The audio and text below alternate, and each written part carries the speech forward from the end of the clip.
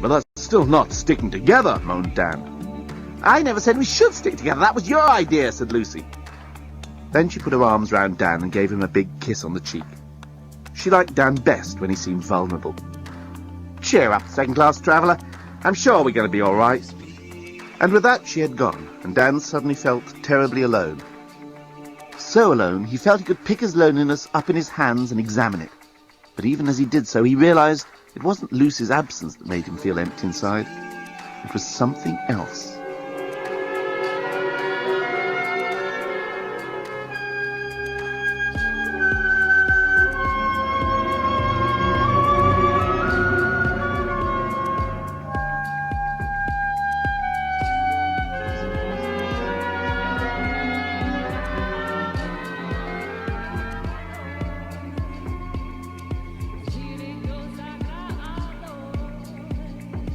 Lucy had a good brain, even though she had lived all her life in LA.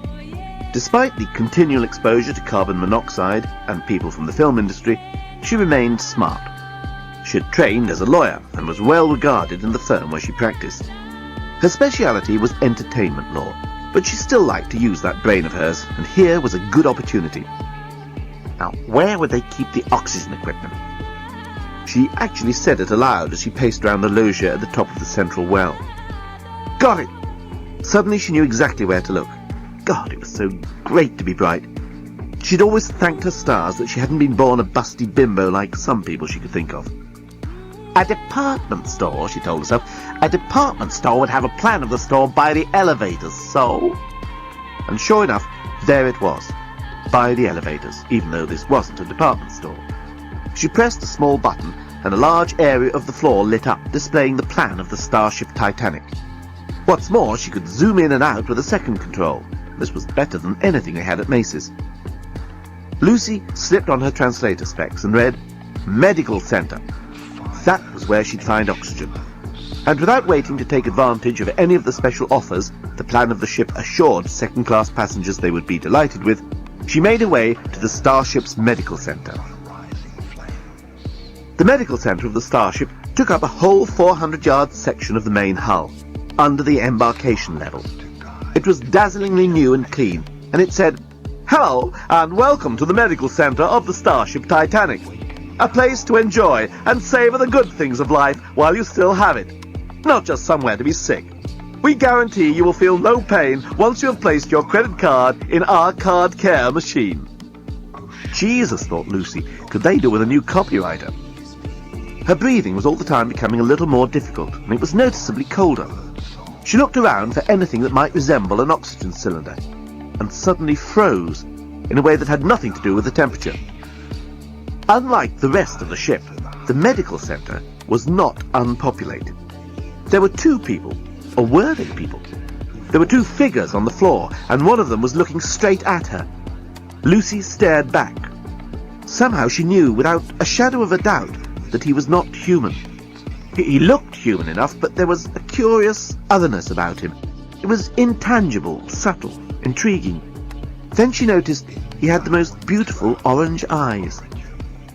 Lucy screamed and turned to escape, but the alien had already leapt to its feet, and the door of the medical center had closed behind her. In her panic, she couldn't figure out how to open it again. A powerful arm gripped her round the neck, and a voice that sent a shiver right through her said, Don't struggle, I can break your neck. Lucy went kind of limp. She always claimed she didn't actually faint, but the journalist, for this is who had his arm around her neck, later said he dragged her over to the nearest bed and laid her out unconscious for several minutes. When Lucy came round, she saw her blood-stained assailant bent over a dead body. She realised immediately he was a crazed killer searching through his victim's clothes. Such odd clothes, Lucy noticed. Strange colours, strange cuts, strange materials. It was at this point that she also realised she was tied down to the bed. The full horror of her situation suddenly hit her like a 40-ton truck hitting a shop window. She was devastated, and her alarm went off. "Ah! Ah! Ah!" screamed Lucy. The journalist looked across at her and clicked his teeth in annoyance. "Shut up," he snarled. Oh my God, the murderer had spoken to her. Here she was, a defenseless woman tied down onto a bed, waiting for this violent sadist to finish rifling the pockets of his last victim, and then come across to her and do what? Do whatever he likes. That's what to her, to Lucy Weber, a graduate of UCLA Law School. Ah! Ah! Ah!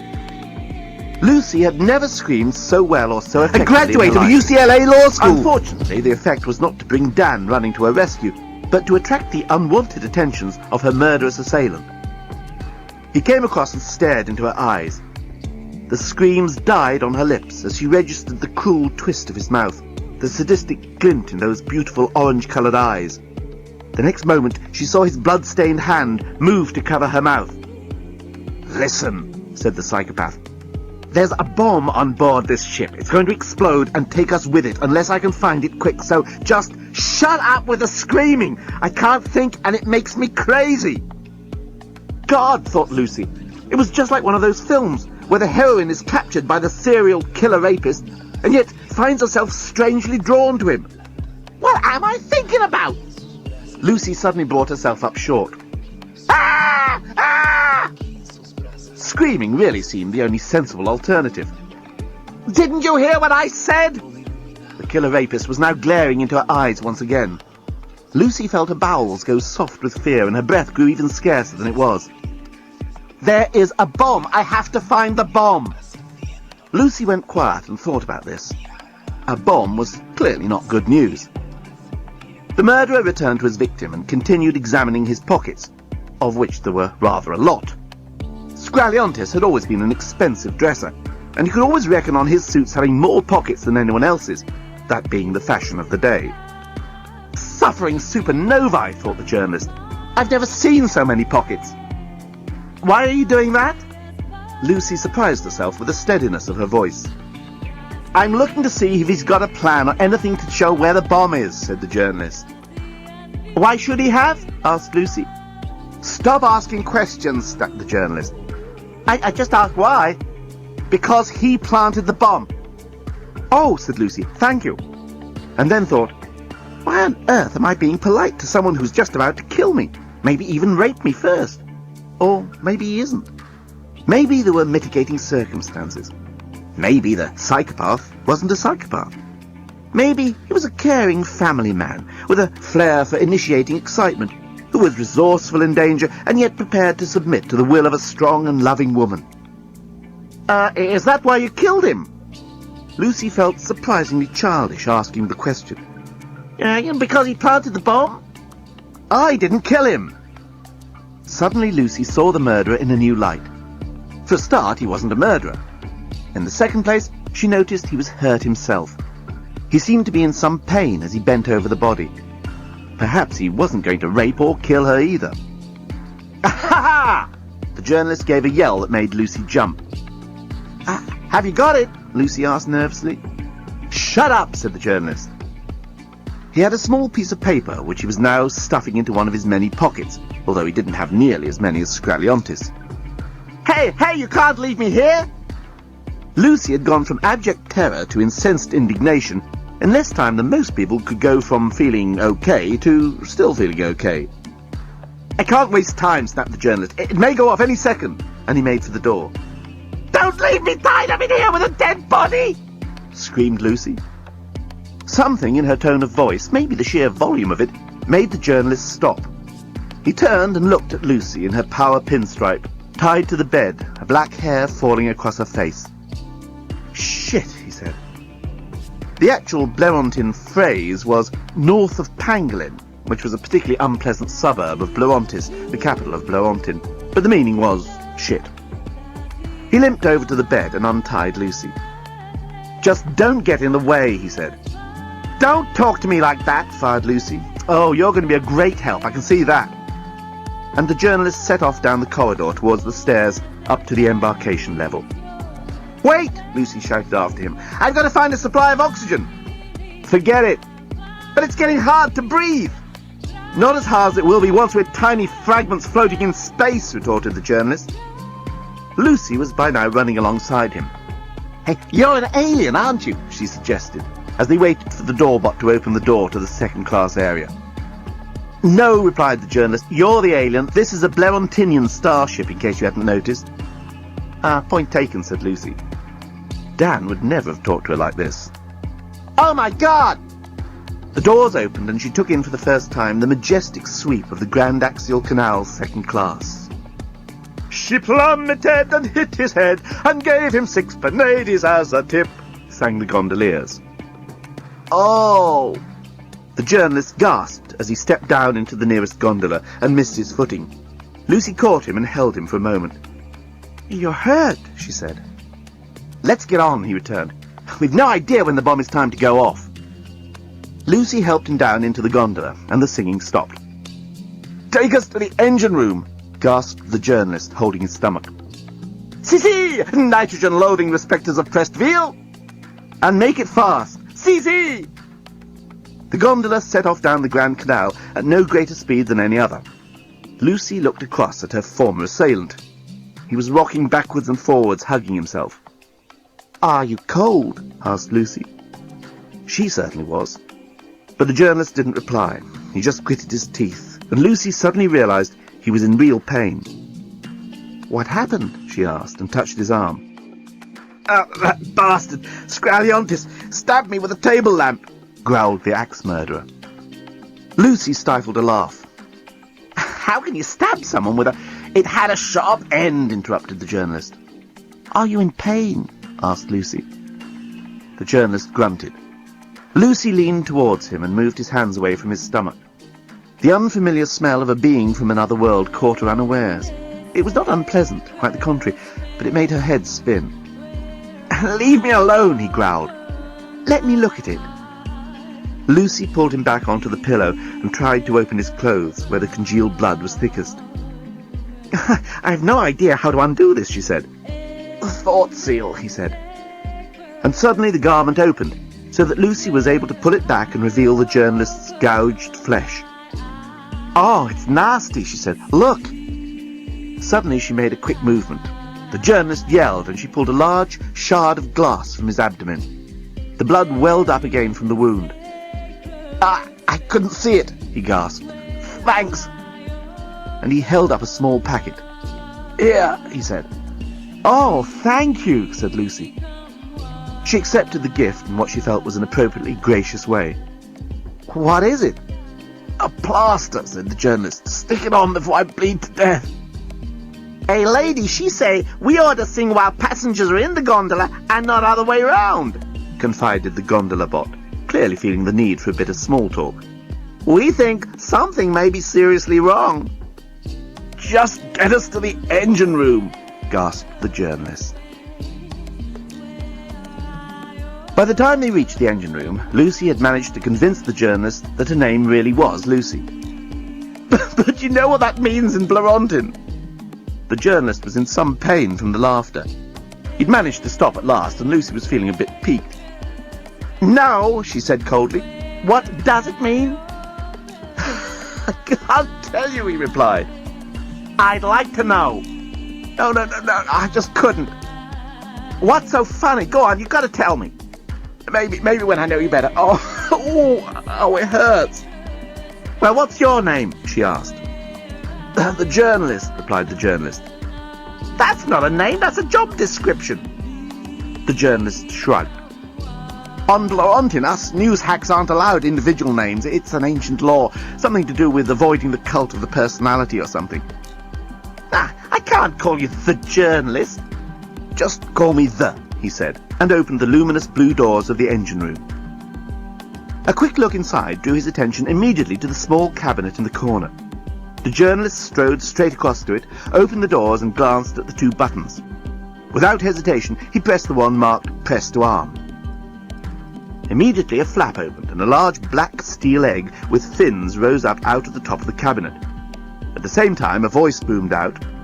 You have just activated the 8D-96 Full Force Megascuttler, a bomb to be proud of, created especially for you by the Megascuttler Corporation of Dormillion.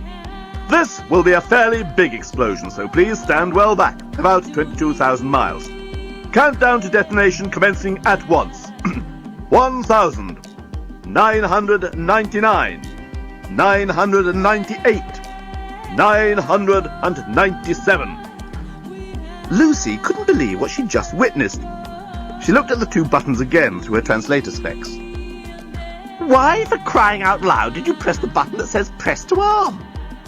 The journalist was hopping around the engine room, kicking himself. I didn't know it was a Dormillion bomb. But what difference does it make? A bomb's a bomb. I can't explain. I need to know, insisted Lucy. No, you don't. He was perfectly right. Lucy herself wondered why she was pressing this point. She grabbed hold of the journalist's shoulders and shook him. Look, you stupid jerk, you've just done something really stupid, and I have a right to know why. All right. The journalist seemed to be calming down.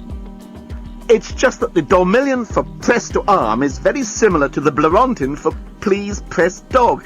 It was just a simple mistranslation. I was wondering what the dog had to do with it. Great, said Lucy. So now we really are up shit creek without a bucket. 993, 992, 991, continued the bomb. What are we going to do? She yelled. We're going to keep calm, said the journalist.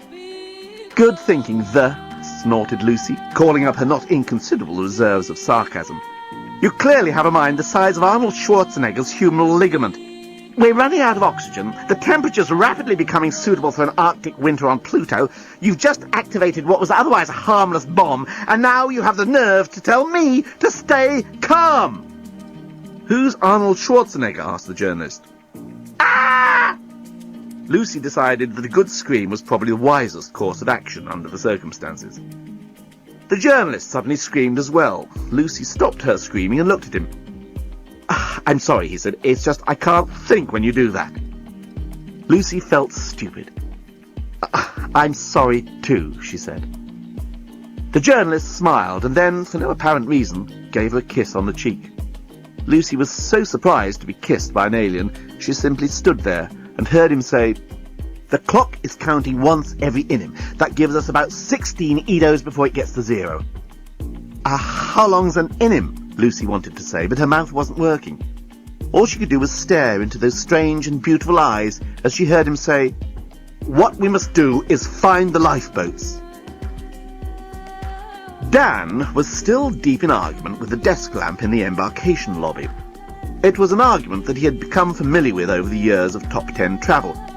But there was something wrong. Somehow he just wasn't getting his points across. This damn desk lamp seemed to be coming out on top every time. Then Dan realized the problem was the air, or rather the lack of air.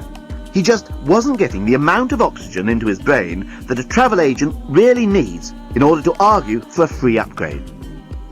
He was panting and gasping. He was also on his knees and his head was beginning to spin. Okay, if you want me to go to the press and blow this story up, I'm quite happy to do so. He knew once you were reduced to this line of attack, the cause was probably lost. They'd never get into first class, they'd never get to the captain, and they'd all die of asphyxiation and cold. Great! At that moment, he heard footsteps running across the loggia of the central well, and an exhausted Lucy, accompanied by a strange man with bright orange eyes, staggered into the embarkation lobby. They collapsed next to Dan and lay there trying to get their breath. Hey, who's this? Dan was surprisingly indignant for someone who was in the process of dying of asphyxiation. Bomb! Gasped the journalist. You're a bomb? Said Dan. No! Lucy felt she had to explain. This is Dan. Dan, this is the... Dan blinked a few times. There's a bomb on board. It's about to go off. The journalist managed to get out. We've got to get to the lifeboats. They're in first class, explained Lucy. Naturally. Now that is outrageous. Dan took this new ammunition and turned on the deskbot. If I tell the Travel Association that, they'll blacklist your whole fleet forever. Wow, that was some threat. Dan knew they'd had it levelled against the Top 10 Travel Co. Inc. countless times. The deskbot tapped its fingers on the desk and gazed up at the ceiling. Do you hear? Exclaimed Dan. I'll close this whole goddamn company down. Listen, you dumb bot. The journalist had grabbed the deskbot by its scrawny stand. This is a matter of life and death. There's a bomb about to go off in... He checked his watch. In 10 Edos, oh, pangolin. How long's that?" asked Dan. But the journalist wasn't listening. He was too busy shaking the robot. Suddenly there was a crack and a flash, and all the lights went off for an instant. "Hey!" cried everyone, and the lights came on again, although there was no cause and effect between the shout of "hey" and the recommencement of illumination. "I'm sorry, there is nothing I can do unless you have a galactic gold credit card," replied the robot in a simulated strangled voice. "Pangolin," repeated the journalist. "Please mind your language," croaked the despot. "Don't you have a credit card, sir?" asked Lucy. She was appalled to think her new friend might not be the most solvent character on Bloontin. "Not a galactic gold," he said. "Who is this?" Dan had switched back to indignation mode. "You've got to earn over 7 potatoes a week to get one of those beauties." The journalist was still trying to strangle the desk bot. "Oh, it's getting really hard to breathe," choked Lucy. Ice was now forming on the edge of the desk. Dan pointed at it. "You call that supergalactic class comfort?" "Take your hands off my flex," choked the despot. "You'll short me again." "Get us into first class now," choked the journalist, "or I'll smash your lampshade." Lucy had collapsed on the floor, and Dan rushed to her. "Hey, where'd you find that guy?" he whispered into her ear. "Save your breath," panted Lucy. "Ah!" screamed the despot. "Security!" "May you rot in pangolin," yelled the journalist. It was at that moment that an extraordinary thing happened. Or rather, it was at that moment that an extraordinary thing crawled into the embarkation lobby, across the highly polished floor and up to the deskbot. It was clearly alive, although only just. And it was very old. Very, very, very old. It was wizened and blackened. In its twig-like fingers, the creature held a personal electronic thingy. It waved this under the deskbot's nose and croaked in an ancient voice, "Upgrade, all of us." The deskbot immediately sprang to attention and became perceptibly brighter. "Of course, madam. What a pleasure to welcome you to the first-class facilities of the starship Titanic. You will find them without equal anywhere in the galaxy. Please go through and have a pleasant trip." There was a hiss of air returning to the cabins and an instant rise in temperature as the ship registered the arrival of 4 first-class passengers.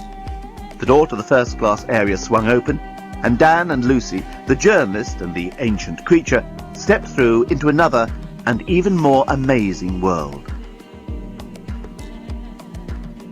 "Nettie!" exclaimed Dan. "My God, you're Nettie! What's happened to you?" But the ancient creature, who Dan had rightly diagnosed as Nettie, couldn't reply. The moment they had passed into the first-class section, she collapsed and lay as if dead. The Gap T-shirt hung around her shrunken frame like an overlarge pullover. Her jewellery looked foolish and ill-advised on her scrawny wrists and neck. What on earth, or off the earth, had happened to her? What had, in fact, happened was this. The starship Titanic was powered by the latest and most incredible invention of the great Leovinus's genius. No one knew how he had done it, and he had kept it an absolute secret. But somehow he had harnessed for the starship, his beloved masterpiece, the vastest source of power in the probable universe. A captive black hole. Naturally, something as powerful as a black hole needed very careful handling and had to be surrounded by incredible safety precautions. Unfortunately, safety was one thing that neither Scraliontis nor Bobostigan had first in their minds when they began to reduce the specifications for the construction of the ship. "There won't be anybody in the engine room," explained Scraliontis, when even Bobostigan had queried the wisdom of reducing the incredibly strong glass company's specs for the observation window into the black hole. Bobostigan had not been reassured. "But you know what black holes are like." Actually, Scraliontis didn't. He was an accountant and not an engineer. In any case, black hole technology was a brand new concept straight out of Leovinus's brain. "Just take Leovinus's lowest parameter for the glass shield," he snapped. "We can't afford any more." It was Nettie who discovered the problem thus caused by Scraliontis's cost-cutting, as she climbed the ladder looking for the phone to the captain's bridge. The force of the black hole had simply plucked her off the ladder and absorbed her through the incredibly strong glass company's below-spec window.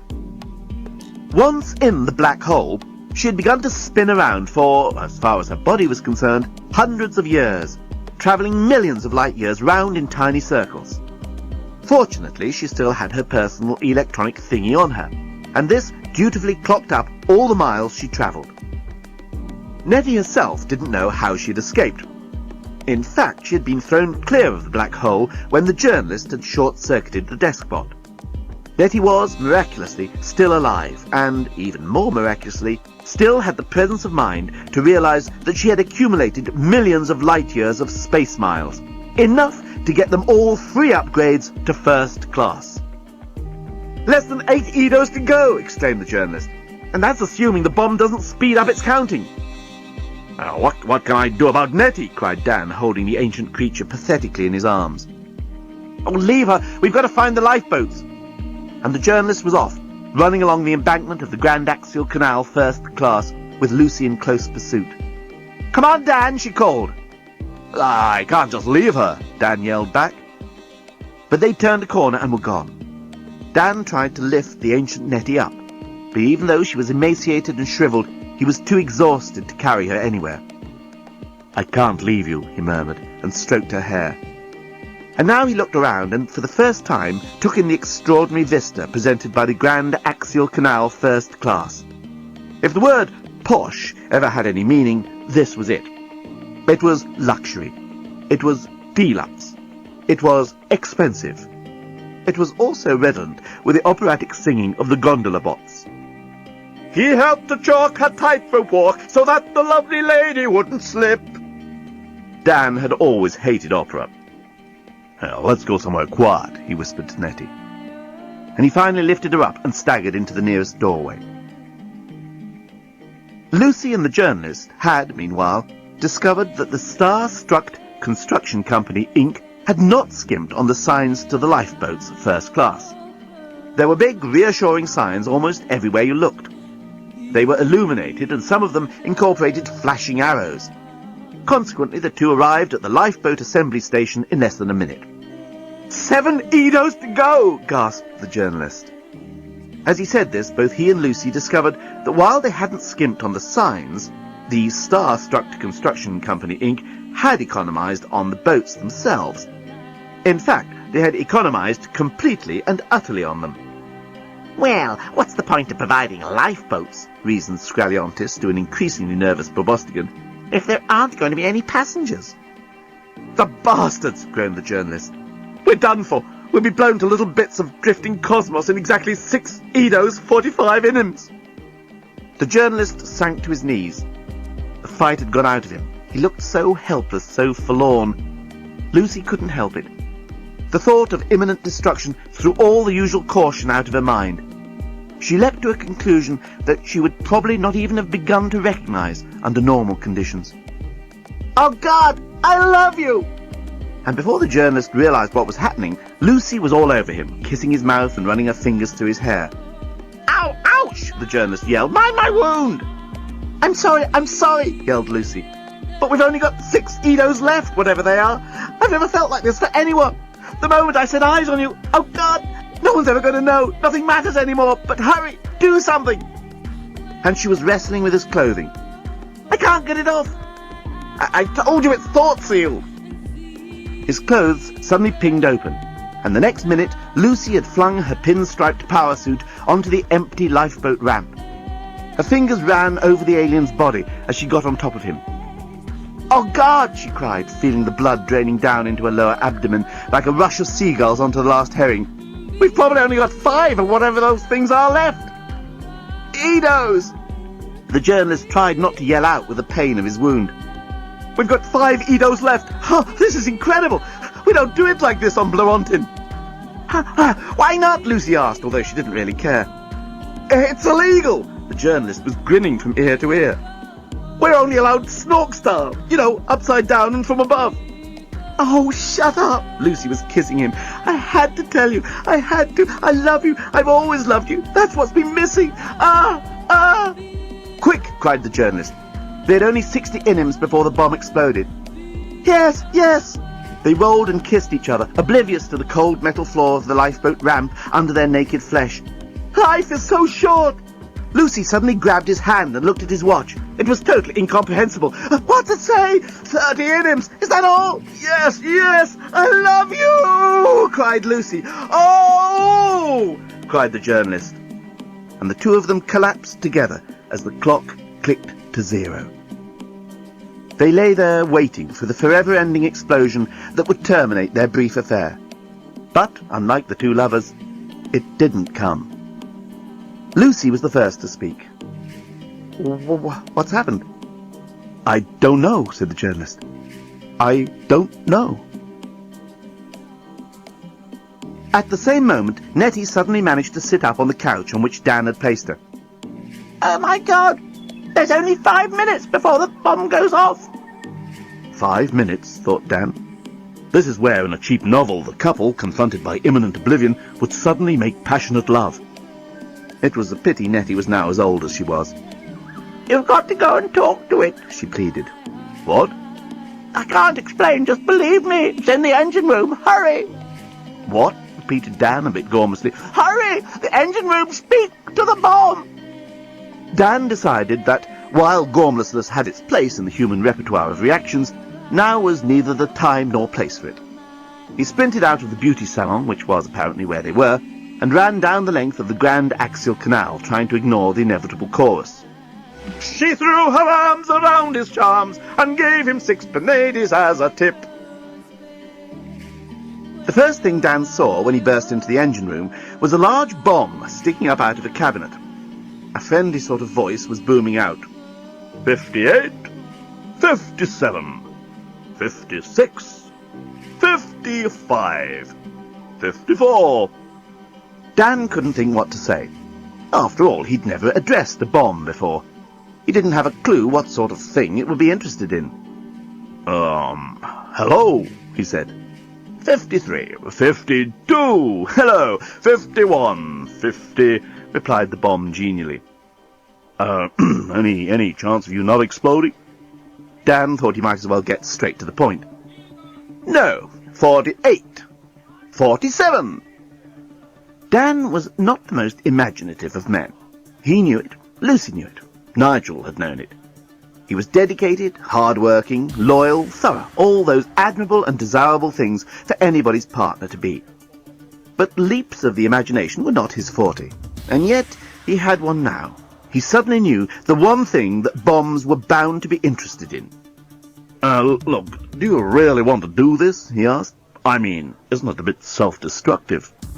46, 45, 40... Look, I'm just a simple counting and exploding device, and I'm not equipped for philosophical discourse. Please do not speak to me while I'm counting. Damn, now you've made me lose my place. You see?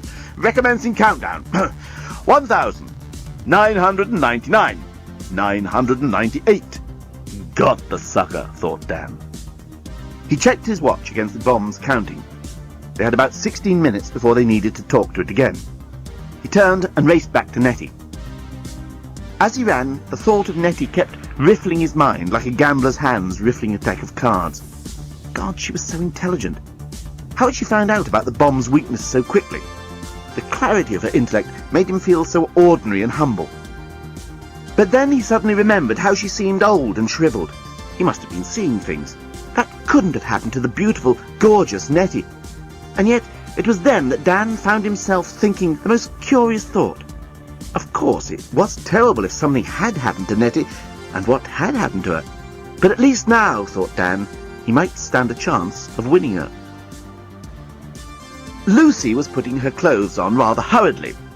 The fact that she and the journalist had not been blown to cosmic dust had severely embarrassed her. In fact, she didn't know where to look. The journalist was regarding her curiously. You do things very differently in your world, he said. Oh? Lucy tried to pretend that everything was perfectly normal. Yes, he said. On Blorantin, we have all these absurd rituals we have to go through before having sex. There's a thing called dating, when a young couple go out for evenings together without necessarily going the whole way, as we say. Then there's a thing called the engagement, where rings are exchanged. And finally there's an elaborate ceremony called a wedding, with a cake and bridesmaids and the best man speech, not to mention the honeymoon. Oh, you wouldn't believe the rigmarole we have to go through in order to make love to each other. I like your Earth way of doing it much better. The bomb might still go off any second, Lucy reminded him. The bomb? Oh, Pangolin, I'd forgotten. The journalist thought-sealed his clothes. As they raced down the Grand Axial Canal second class, they didn't realise that they had missed bumping into Dan on his way back to the beauty salon by exactly a 1/864th of a second, which, by an incredible coincidence, was exactly where the bomb had got to in its countdown when Lucy and the journalist arrived back in the engine room. 864! 863, said the bomb. Why has it only got as far as 863? wondered Lucy. You're beautiful, replied the journalist. Lucy became aware that he was still looking at her in a rather odd way, and she suddenly wished he'd concentrate on the problem in hand. Maybe it doesn't count when we're out of the room, she suggested. She pulled her companion out of the door, but as she started to listen, Lucy suddenly felt the alien's hands around her breasts. "Whoa, Lucy, I can't stop thinking about you," he murmured as he nuzzled her neck. 862, 861, continued the bomb. That was one theory out of the way, thought Lucy, disentangling herself from the journalist's embrace. Back in the room, she stared at the bomb and tried to think. But it was hard with the alien sticking his tongue in her ear and saying he loved her more than anything on his world. "Please, exclaimed Lucy. "Oh, we haven't got time for that now." "Oh, you started it," he reminded her. "Once we're roused, us Blerontinian males tend to be very single-minded." "I've met your type before," said Lucy, trying to push him away. "Oh, just put your hands on my thing again," he was whispering in her ear. "Stop it!" cried Lucy. What? replied the bomb. "Oh, damn, I thought you were talking to me. Now you've made me lose count. Recommencing countdown. 1,999. "Oh, I love you," said the journalist. "You're all I've ever dreamed about." "That's it!" exclaimed Lucy. "We've got to keep talking to the bomb." "Please put your hand here," said the journalist. "Listen," cried Lucy to the bomb. "Which baseball team won the World Series in 1997? 997. 990. Oh, now I've told you before about interrupting me while I'm in the middle of a countdown. If you want a bomb you can have a good natter with, we should have got the Mega Scuttler Pro, which has multitasking, speech recognition and general chattering software, and therefore makes an altogether more expensive bang. As it is, you've got me, and I'm doing my best under increasingly trying circumstances. Recommencing countdown. 1,999. "You have the most wonderful skin," moaned the journalist, biting Lucy quite hard on the earlobe. "Ouch!" cried Lucy. "Look, sir, you've got to stay here and keep talking to the bomb while I go up and find the captain's bridge." "I can't bear to be separated from you." "If you don't stay and talk to the bomb, we're both going to get blown up," she replied. "Oh, just bring me off once more," pleaded the journalist. "I'll be able to think properly then, honestly. Blerontinian males need to have 2 orgasms before they can think straight. It's well known." Lucy sighed, brushed the alien's hair straight, and wondered what on earth she'd got herself into. While Dan had gone to talk to the bomb, the prematurely aged Nettie had taken the opportunity to look around the room in which she found herself. At first, she thought it must be some sort of torture chamber, or at least an interrogation room. But once she'd put on her translator specs, she realised she was in the ship's hairdressing and beauty parlour. The thumb screws were actually elaborate nail clippers, the electric chairs were highly ergonomic sitting structures, and the individual gas chambers were hairdryers. It was obvious once you read the motto over the doorway. "Welcome to the Starship Titanic Beauty Therapy and Hair Creationery. You will leave here lovelier and younger." Nettie put out a wizened finger and pressed the button on the wall beside the couch, which was marked Press for Service. A metal cage on an articulated arm suddenly sprang up over the back of the couch and dangled a few inches in front of her face. At the same time, a large glass case began to descend from the ceiling until both she and the couch were encompassed by it. A reassuring voice then said, "We have assessed your beauty requirements, and whilst recognizing you have a severe problem, we would like to reassure you that there is little that you can wish to be done that we cannot accomplish, thanks to the de-aging and re-beautifying techniques pioneered by Dr. Leovinus in this machine. So lie back and relax whilst we return you to the bloom of youth. Normally our therapy would require a few minutes, but in cases such as yours, a little longer may be necessary. We apologize for the delay. The next moment, the cage fixed itself over her face, and the glass case filled instantly with some purple gas. Nettie was terrified for a second, but then relaxed as the perfumes began to enter her nostrils. Erotic perfumes, exotic perfumes, scents she had never imagined, scents of far away and wonder. At the same time, the feeling on her face was inexpressibly soft and kindly. She lay back and just hoped that Dan had managed to talk to the bomb. Dan hurried back from the engine room to find that Nettie had disappeared.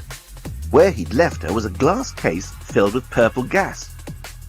"Nettie!" he cried, banging his fists on the glass, but with no effect. He looked all round the thing, but was unable to find any off switch or any way he could prise the thing off her, if indeed Nettie was in there. After nearly 15 minutes of futile effort, he suddenly remembered he'd need to speak to the bomb again, so he rushed back to the engine room as fast as he could. Meanwhile, the journalist was still trying to put his hand back up Lucy's pinstripe power suit skirt. "You see, we're just not used to casual sex," he was assuring her.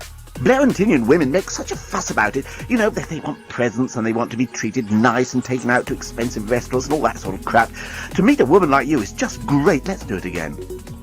"You said twice and you can think straight," objected Lucy, whose mind was focusing on what seemed to her more pressing problems. "Yeah, but a hand job doesn't really count. Anyway, us Blairentinian males will say anything when we're aroused." 63, 62, 61, said the bomb. "Hey, Bomb, just what do you think you're doing?" Lucy suddenly remembered what she was meant to be doing. "Pardon? 60, said the bomb. "I said, Bomb, what the hell do you think you're doing?" "Oh, don't talk to me, This is a tricky bit. 49, no, 59, 8. Damn, there I go again, losing concentration. It's all your fault. Recommencing countdown. 1,000. "And I'm aroused now," said the journalist.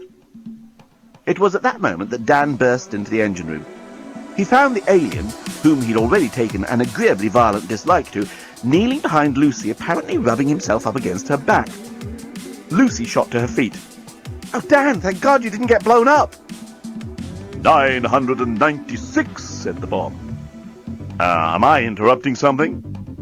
Lucy could tell Dan was not in one of his good moods. And oh, we've just discovered how to confuse the bomb." "Talk to it," said Dan. "Yeah, Nettie found that out." "Oh, no, of course, she would." 994, continued the bomb. "Earth's sexuality seems to be very different from Blairentinian," observed the journalist. "Is it really?" Dan was sizing the alien up, trying to decide which bit to punch first. "Yes," said the journalist, putting his arms round Lucy's waist. "On Blairentin, males get what we call jealous. If one male finds another male fondling his girlfriend, he can even become extremely violent." "Well, it takes all sorts," murmured Dan. He had already decided on the alien's nose as the first point of contact. But before he could swing his powerful right nose jab, Lucy had managed to disengage herself from the amorous the journalist and had run over to Dan. "We got to get off this spaceship as soon as possible. I suggest the here stays and talks to the bomb while we go and find the captain." "But you don't understand," began the journalist. Dan decided to hold back his fist of retribution for the moment. He would save it for another time. "I understand only too well. If we don't get the captain to get us back to Earth soon, we'll never get back." And he was off out of the engine room and racing back down the Grand Axial Canal towards the front of the ship.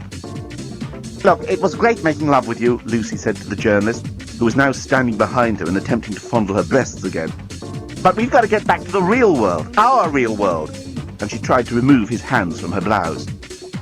"But Blairentinian males cannot just turn off like that," explained the journalist.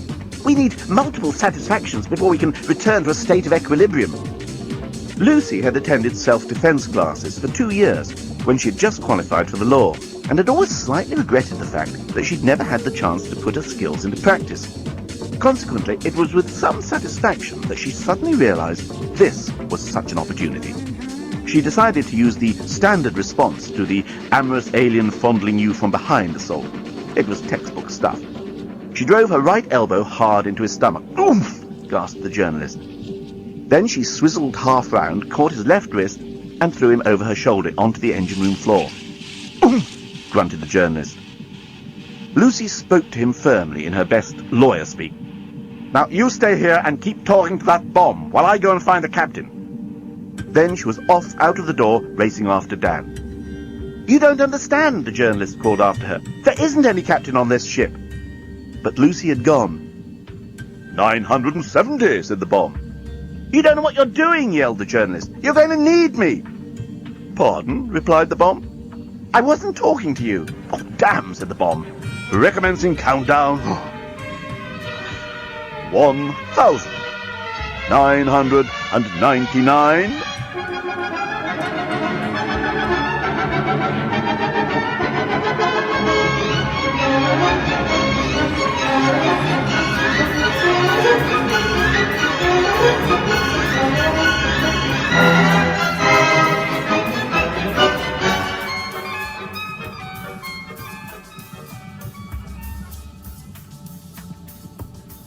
By the time Lucy caught up with Dan, he'd already found his way onto the captain's bridge of the starship Titanic. The main feature of the bridge was, as the journalist had tried to point out to them, the distinct lack of anyone or anything who could in any shape or form be referred to as captain. In fact, there was a distinct lack in any shape or form of anyone at all. "Jesus, what do we do now?" murmured Dan, as Lucy clutched onto his arm. Along the length of the bridge was a row of windows showing the great black immensity of space, the dazzling arm of the Milky Way along which they were headed. On the console beneath the windows were various display screens with associated controls. The first screen showed a series of random blocks falling from the top of the screen to the bottom. The second appeared to be some sort of racing track. A third was a shoot-'em-up, and the next one along was a game apparently based on the starship itself. "Hey, they're all video games!" Lucy felt righteously indignant. "They aren't controls at all." As a matter of fact, the entire captain's bridge was little more than a high-class amusement arcade. It had been designed specifically to keep the captain of the starship Titanic amused during the tedium of long intergalactic flights in a spacecraft that was almost entirely automated and self-running. It was, after all, Titania, at the heart of the ship's intelligence, who was far more capable of taking decisions and issuing orders than any mere living creature. "So?" said Dan. "So," said Lucy, "I suppose we'd better find out how to fly this baby ourselves and point her earthwards." "So what was going on between you and that thing?" "He's not a thing, he's just a perfectly ordinary alien, and there was nothing going on." "He had his hands on your breasts." "No, he did not." Lucy couldn't stand Dan at moments like this. Why couldn't he give her room? Why did he try and twist everything? What mattered was them, Lucy and Dan. "What matters is us," said Lucy, taking her cue from the previous sentence. "You and me and any other life form you can get off with." "Oh, Jesus, Dan, you're so unpleasant." "I'm merely stating the facts." "Well, if you really want to know the facts, I never made love to Jürgen Zenzendorf." "I wasn't talking about Jürgen Zenzendorf." Trust Lucy, thought Dan, to bring up another case that she could defend instead of the one they were actually talking about. "I never even suspected you of going to bed with Jürgen Zenzendorf. I mean, Jürgen Zenzendorf was an asshole." "He was not. That's typical of you to denigrate my friends just because you are unbelievably, maniacally jealous." Lucy was firing on all cylinders. Dan beat a hasty retreat. Okay, I accept what you say about Jürgen. He was a nice guy. I liked him. I liked his moth collection. I liked his mother. Jürgen was great. Or Jimmy Clark. All right, now I know you're lying. How can you say that? Jimmy Clark told me himself you'd been to bed together. He's a lying bastard. Anyway, that was before I knew you. I don't want to talk about any of this. Then why'd you start it? Lucy was now yelling at the top of her voice. Dan found his drive to do whatever it was he'd previously felt driven to do shrivel into a limp rag of confusion. He'd actually forgotten what they'd started arguing about. "Oh, Dan!" Lucy threw her arms round him. "Why are you always so far away?" "I'm here, Lucy." But I never seem to get through to you. I love you. And I love you, replied Dan, and he kissed her, and she felt how far away he really was. Oh, Dan, let's get married. Oh, sure. We're on an alien spaceship, God knows how many light years from Earth, and you want to organize a wedding. Well, you know what I mean, she said. It's no good rushing these things. Dan, we've been living together for 13 years. We can't ever rush anything now. Let's get the hotel up and running, and then we can talk about it, said Dan sensibly. You do like the rectory? Of course I do. I'm crazy about it.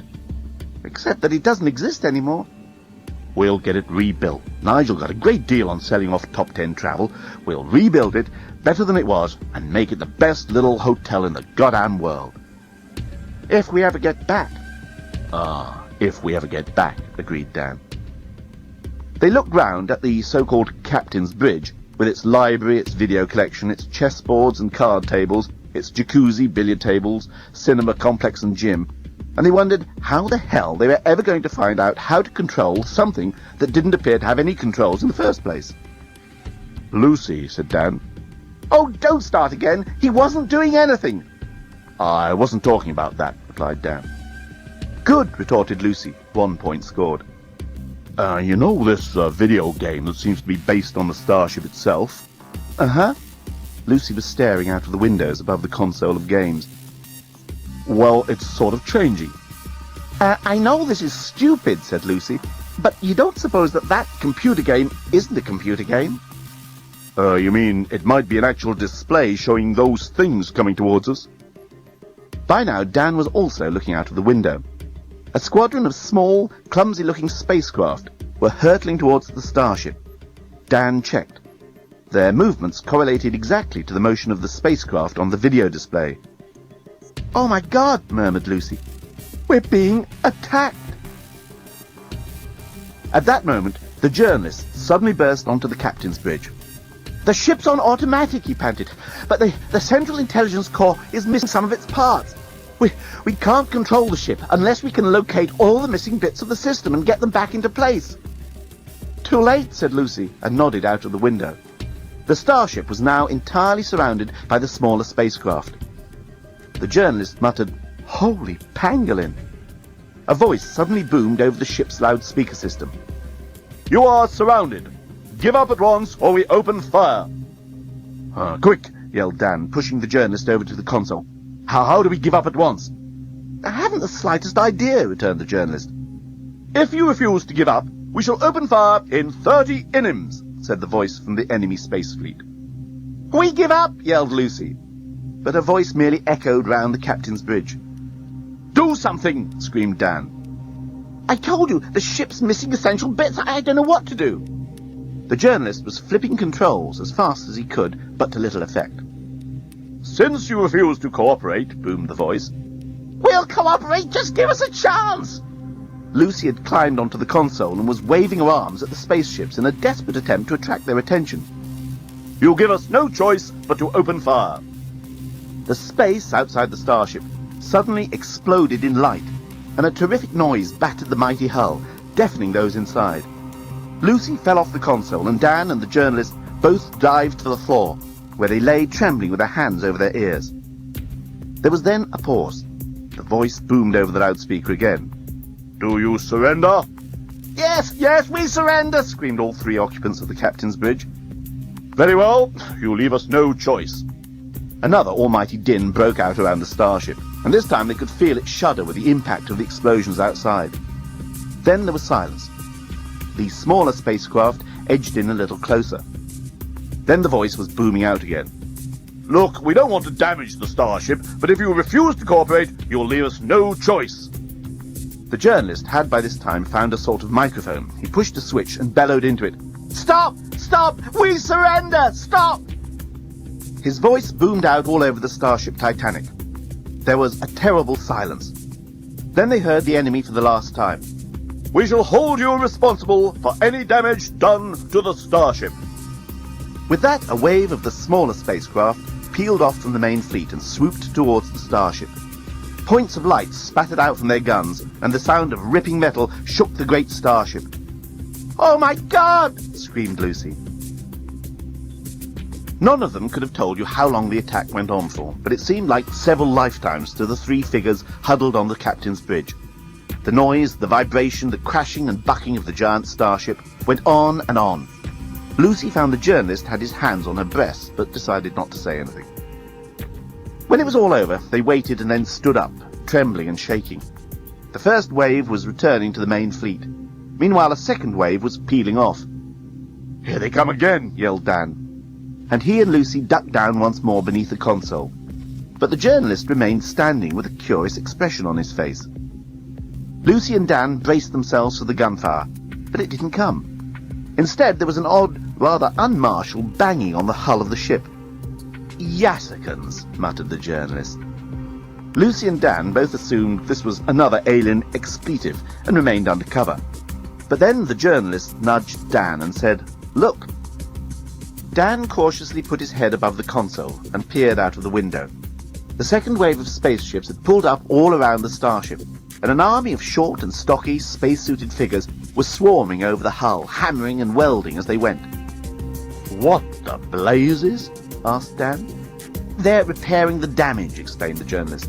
"Yaskans are like that. They hate injuring hardware." "And what about software?" asked Lucy, readjusting her bra. "We'll need guns," yelled the journalist. "Follow me." The three of them ran doubled up out of the captain's bridge, while the enemies, hammering and welding outside, gathered in intensity. Meanwhile, the voice boomed out over the loudspeakers again. "We shall recommence our attack as soon as the first damage has been repaired. If you do not surrender, we shall board and dispose of everyone we find." In the crew's quarters, the journalist discovered an arms cache. He handed out weapons to Dan and Lucy. "How do we use them?" asked Dan, turning a strange gun over in his hand. It had a short thingy and bulbous side thingies and a sort of thingy that stuck out and which Dan pushed. A laser beam shot across the crew room and exploded in a fireball at the other end. "Like that," explained the journalist, "except don't point them at the soft furnishings." He rushed over to the flaming curtain that Dan had just set on fire and grabbed an extinguisher. "Hey, we can't use these!" cried Lucy. "Then you'll just have to get used to the idea of being thrown off the ship into deep space. These Yaskans are not playing games. Here, Dan, put this on." He threw Dan a helmet. "What is it?" asked Dan. "The starship has two realities," explained the journalist. "One is the data side, and the other is the matter side. When the Yassicans board, they'll try to take over the data side as well as the matter side. So one of us better be prepared to confront them there." "I've no clue what you're talking about," replied Dan. "It's a VR helmet, a virtual reality helmet. You put it on, you'll be able to explore the data side and check whatever the Yaskans get up to there." The journalist was clearly losing patience. "I'll just put it on," shouted Lucy. The noise from the repairs on the hull was getting unbearable. "What the heck are they doing out there?" exclaimed Dan. "Just put on the helmet," cried Lucy, at which Dan did. "Oh, wow!" he exclaimed. "I see what you mean. I'm right in the ship. Hey, this is great. I can get into the consoles. Wow! Now I'm running along the wiring. Hey, the circuit boards are like vast cities. Oh, shit!" The moment he had the helmet on, the journalist grabbed Lucy and started kissing her as if there was no tomorrow, which he figured might well be the case. And as if she'd been expecting this all along, Lucy started to kiss him, but then she suddenly pulled back and glanced anxiously over at Dan, who was climbing some invisible stairs in his virtual reality, and then turning around and handling invisible objects and letting out delighted yelps. "Oh, don't worry about him," panted the journalist. "He can't hear or see us. We're still matter side. He'll be totally absorbed in that thing. It's always the same. First time you put on one of those, you're usually off for 5 or 6 hours. Let's do it." But still Lucy pushed him away. "But what about the Yaskans?" she protested. "They're invading the ship." "That's right. We've hardly got time to do it before they arrive. Quick!" "Is that all you can think about?" groaned Lucy. The journalist was now nuzzling her neck and sending excited shivers down her spine. "I told you, once we Blerontinian males get aroused." "Ah!" Lucy suddenly screamed. "And what about the bomb?" "Oh, pangolin!" exclaimed the journalist. "I'd forgotten about that." He suddenly whipped a small handset out of one of his many pockets and flipped it on. 25, 24, 23, the bomb was counting. "Toothless rabbits!" yelled the journalist. "It's nearly there." 22, said the bomb. "Hey, bomb!" yelled the journalist into the phone. "Oh, don't talk to me," moaned the bomb. "I'm nearly there. 23. No, I've done that." "We're being invaded," shouted the journalist. 20. Oh, no. Oh, damn. Oh, recommencing countdown. 1,000. The journalist flipped the phone off and started kissing Lucy's neck and undoing her suit. "Whew, that was close," he breathed. "Whoops, nearly went down a transistor then," said Dan. And suddenly Lucy was running her hands all over the journalist and pulling him down onto the floor. "You're crazy," she murmured. The hammering and banging on the outside of the ship had stopped by the time Lucy and the journalist had struggled back into their clothes. Dan, who was still scrambling around some unseen obstacles on the data side, suddenly yelled out, "They're in the ship!" The journalist grabbed as many weapons as he could carry and headed out of the crew room. Down at the far end of the Grand Axial Canal, he could see short, stocky figures already slipping onto the jetty. The journalist settled himself behind a large podium on which one of the braziers burned and took aim. As Lucy joined him, he fired, and a series of explosions rocked the jetty and sent the invaders diving for cover. The next moment, Lucy felt the air around and above her exploding with light and noise as the Yasikans returned their fire. "Hey, this air duct goes on forever!" Lucy span round to see that Dan, still in the VR helmet and totally unconscious of anything that was happening matterside, had wandered out through the open door of the crew room and was now heading straight for the Grand Axial Canal. "Dan!" she screamed, and ran towards him as his feet reached the edge of the embankment. Immediately there was another explosion of noise and light around them as the Yasikans fired again. But Lucy had hold of Dan's sleeve. She managed to twist him round on the very edge of the water and pushed him back towards the crew room. The journalist, meanwhile, was firing as fast as he could in the general direction of the invaders. But by now there was so much smoke neither side could see very much. "Let's get out of here," yelled the journalist, and he bundled Lucy after Dan back into the crew room. "Who set fire to the curtains?" demanded Bolfast the moment he burst into the crew room. He nodded, and a couple of Yasikan repair workers hurried over to replace them.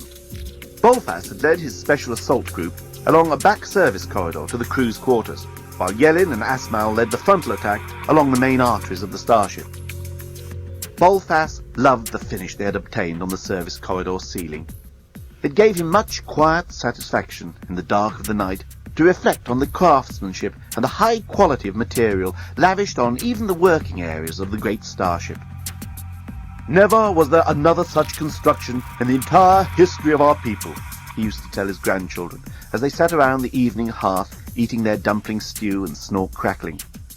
Even the curtains in the crew rooms were woven from the hair of the silky Canadil, which lives high up in the mountains of Merlor and can only be caught with love and kindness. The hair of the Canadil is so fine you must only weave it by the light of the moons, for in sunlight it will disappear like snow. The children loved these tales of craftsmanship and daring feats of engineering. It cut Bolfast to the quick to see how someone could mistreat such soft furnishings. In fact, it made him very cross indeed. At that very moment, a figure wearing a VR helmet stumbled into the room, followed by two others, one of whom was clearly a treacherous Blerontinian. A black rage swallowed Bolfast whole, and the next moment he had swiveled out his SD handgun and blasted the three newcomers to cosmic dust. Their bodies exploded in a supernova of entrails and mangled flesh that quickly reached white heat and, happily, burnt out before they could besmatter or stain the beautifully hand-lacquered walls. Lucy was aware of a violent cacophony of noise, and her eyes were whited out by the most piercing light. She screamed, grabbed onto the journalist, and fell in a faint upon the floor. It was that terrifying. Bolfast grinned and blew away the smoke from his SD handgun.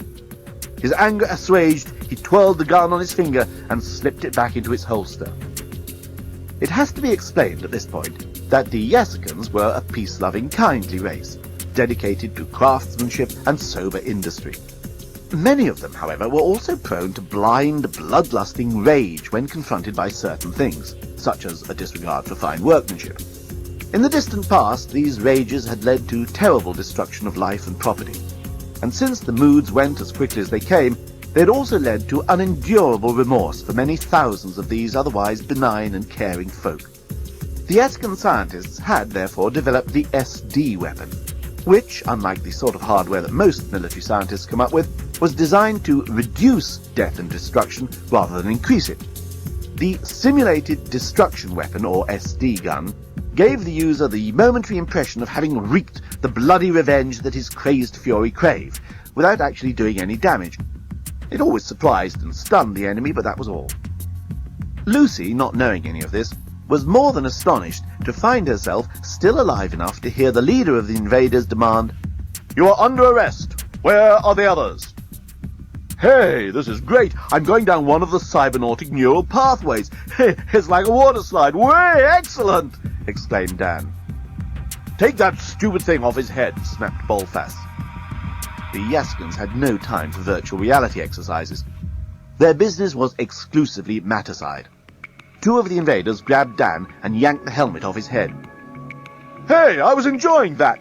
Jeepers, what's going on?" said Dan as he experienced SRM, sudden return to matter-side. "I said, where are the others?" repeated Bolfas. "There aren't any others," replied the journalist truculently.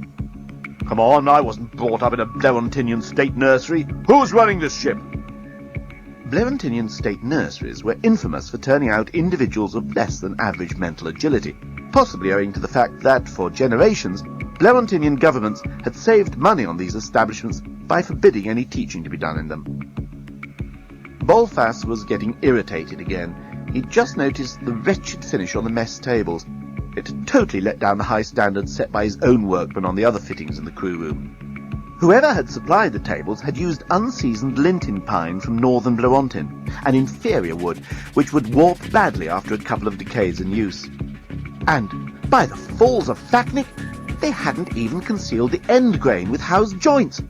In fact, when he looked closer, he could see the tenons were barely haunched, leaving scarcely enough timber at the top of the stile for wedging. Had these people never learned even the most rudimentary basics of the art of joinery? Bolfas reached for his SD gun.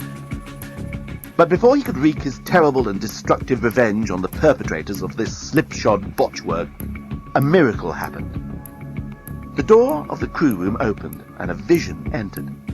Someone so compellingly and so unutterably beautiful that Bolfas fell heavily and permanently in love. His life was never to be the same from that moment forth.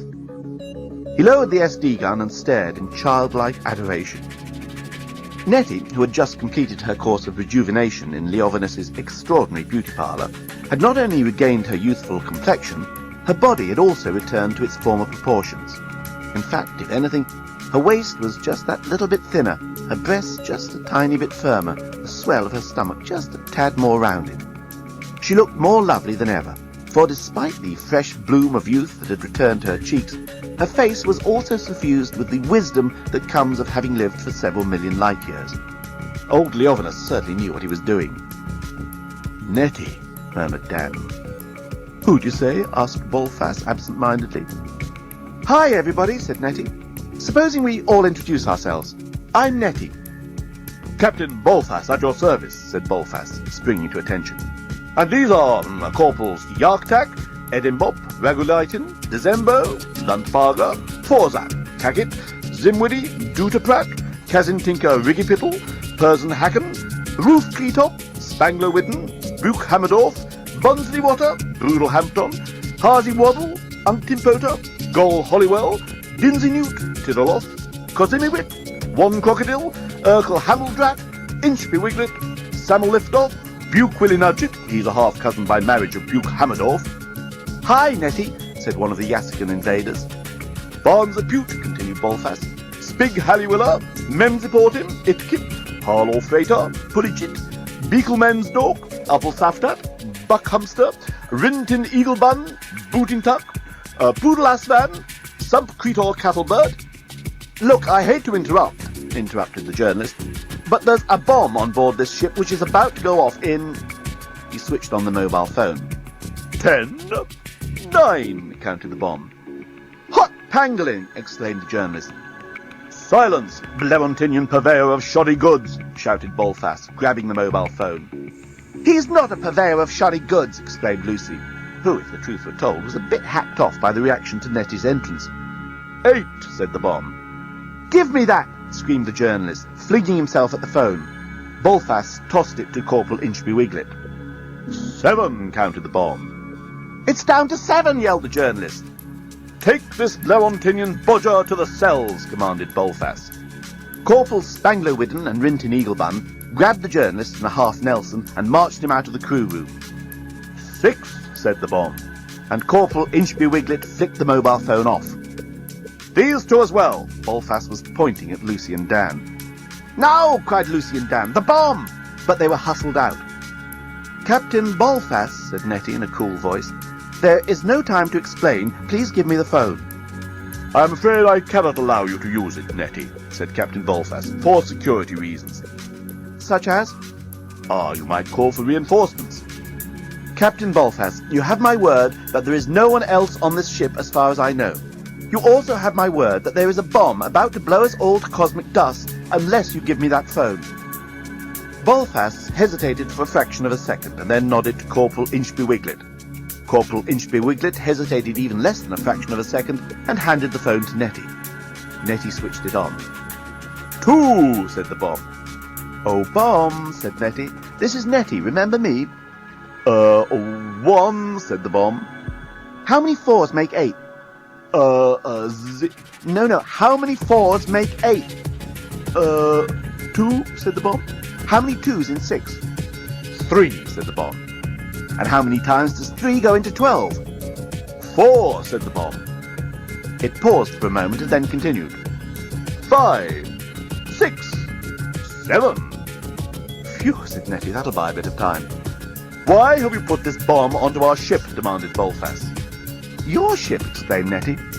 Why do you sound so surprised? Cried Bolfast. Do you think we're not smart enough to have built such a wonderful thing?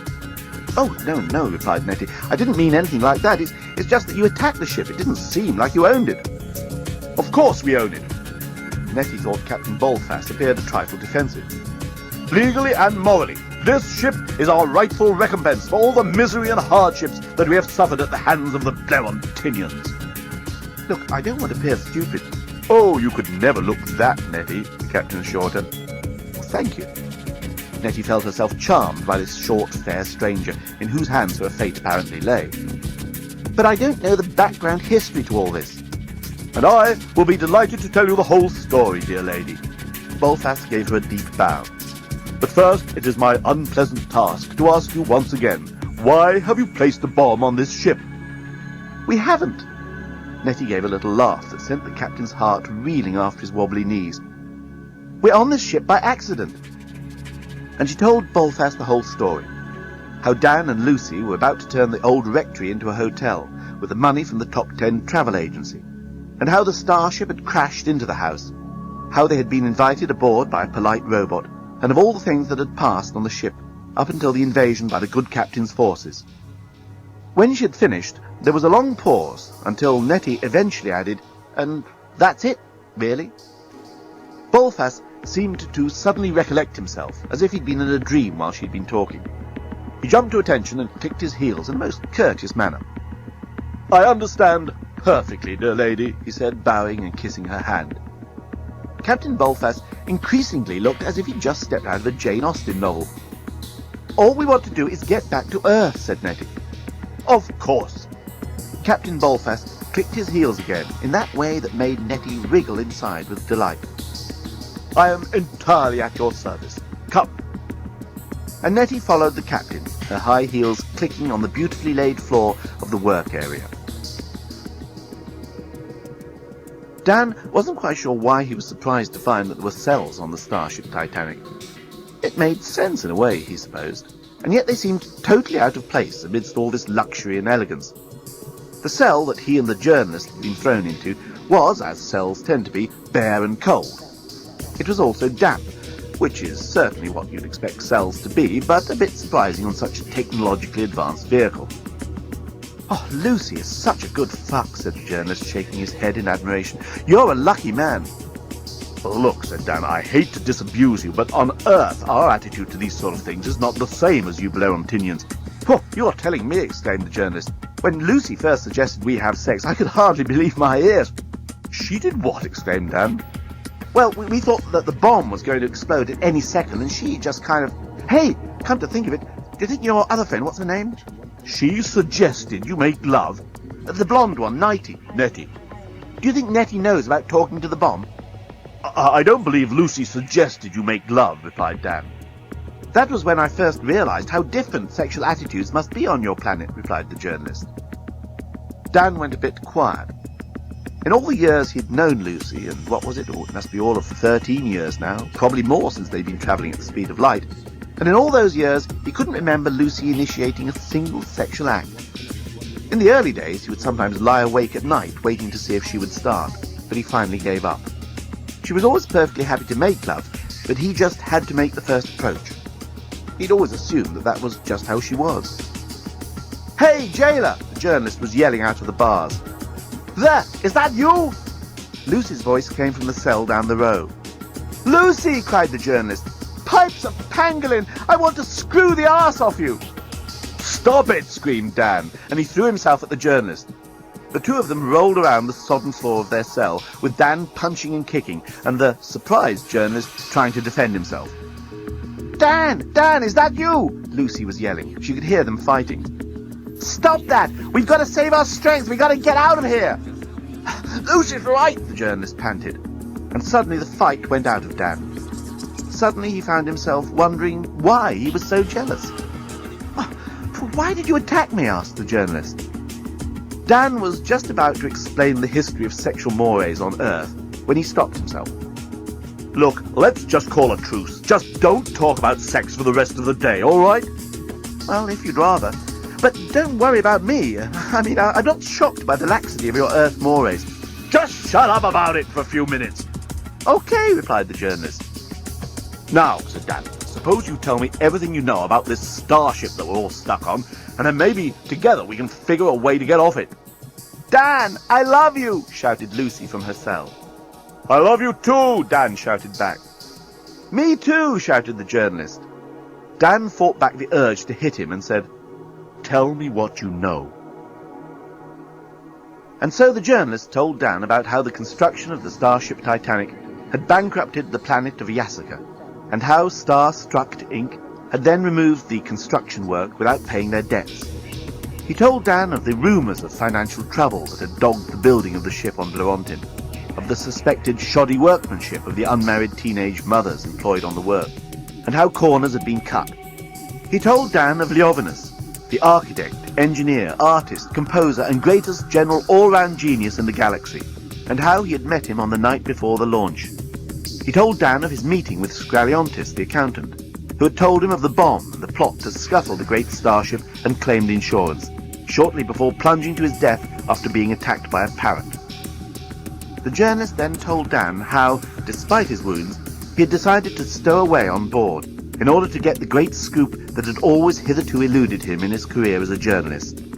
He'd expose the full story behind the construction of the starship, and at the same time give a first-hand account of what it was like to be the only passenger on board. The idea had been to launch the ship on automatic before flying her to Dormillion, where she was to pick up her first crew and passengers.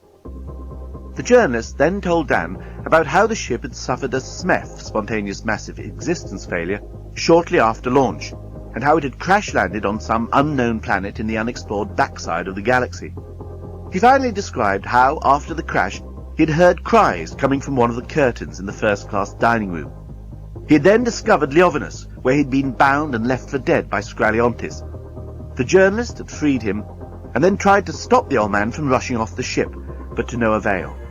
Despite his age, Leovinus had overpowered him. The journalist was still losing blood at this stage, and, screaming for revenge, waving a glowing silver shard in his hand, and presumably imagining he was still on Blorontin, the great genius had disappeared into the darkness of an alien world.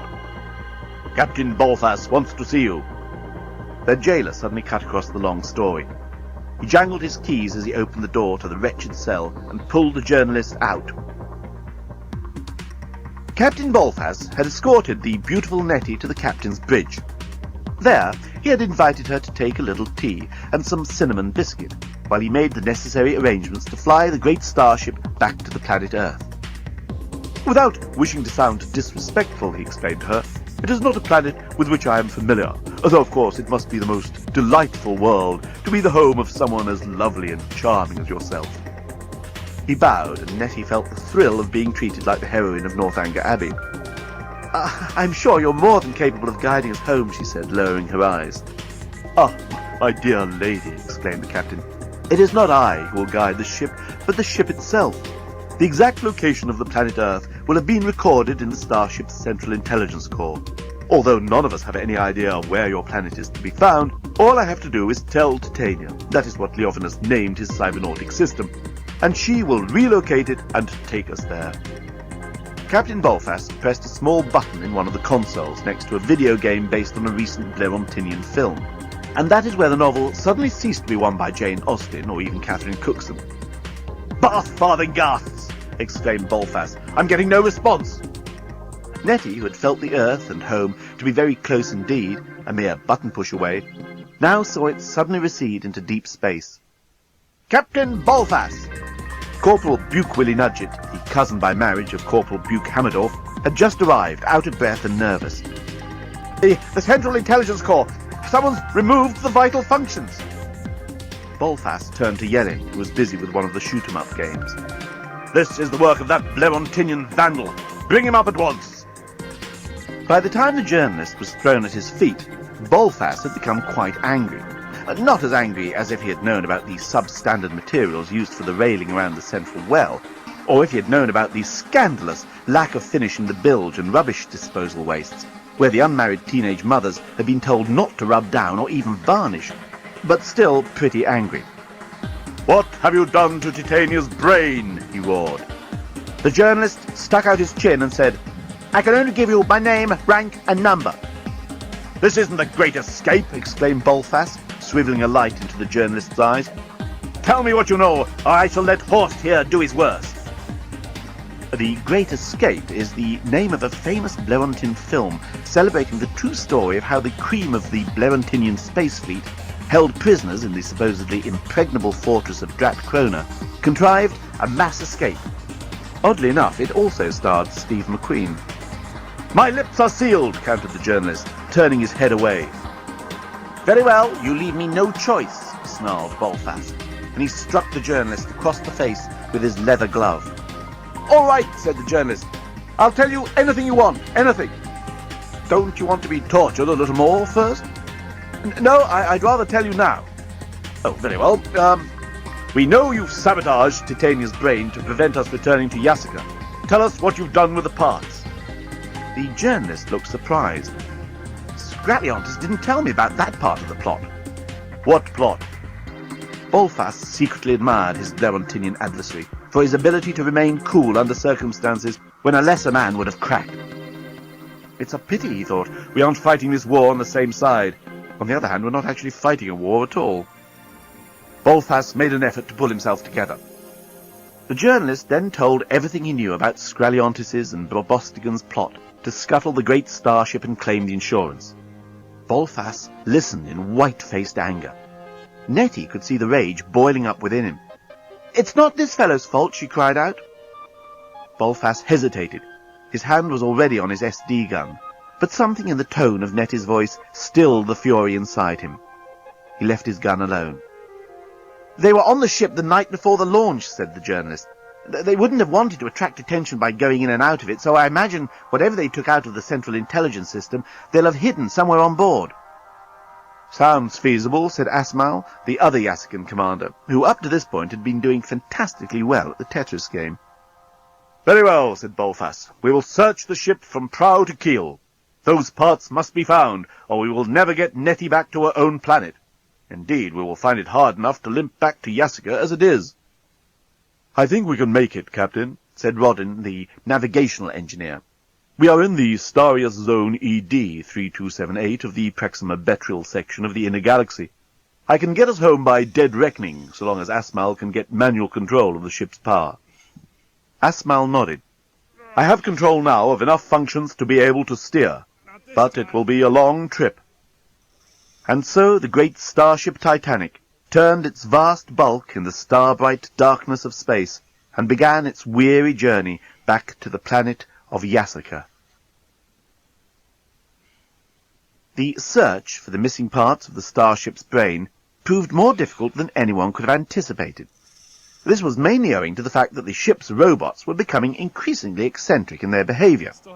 The doorbots were beginning to hallucinate, opening doors for non-existent first-class passengers' pets, and being charming to waste disposal units. The liftbots had gone into a permanent decline, convinced that the only way to avoid the end of civilization as they knew it was to eat less protein. The dustbots kept dashing out from the skirting after bits of fluff that weren't there, and tripping everybody up.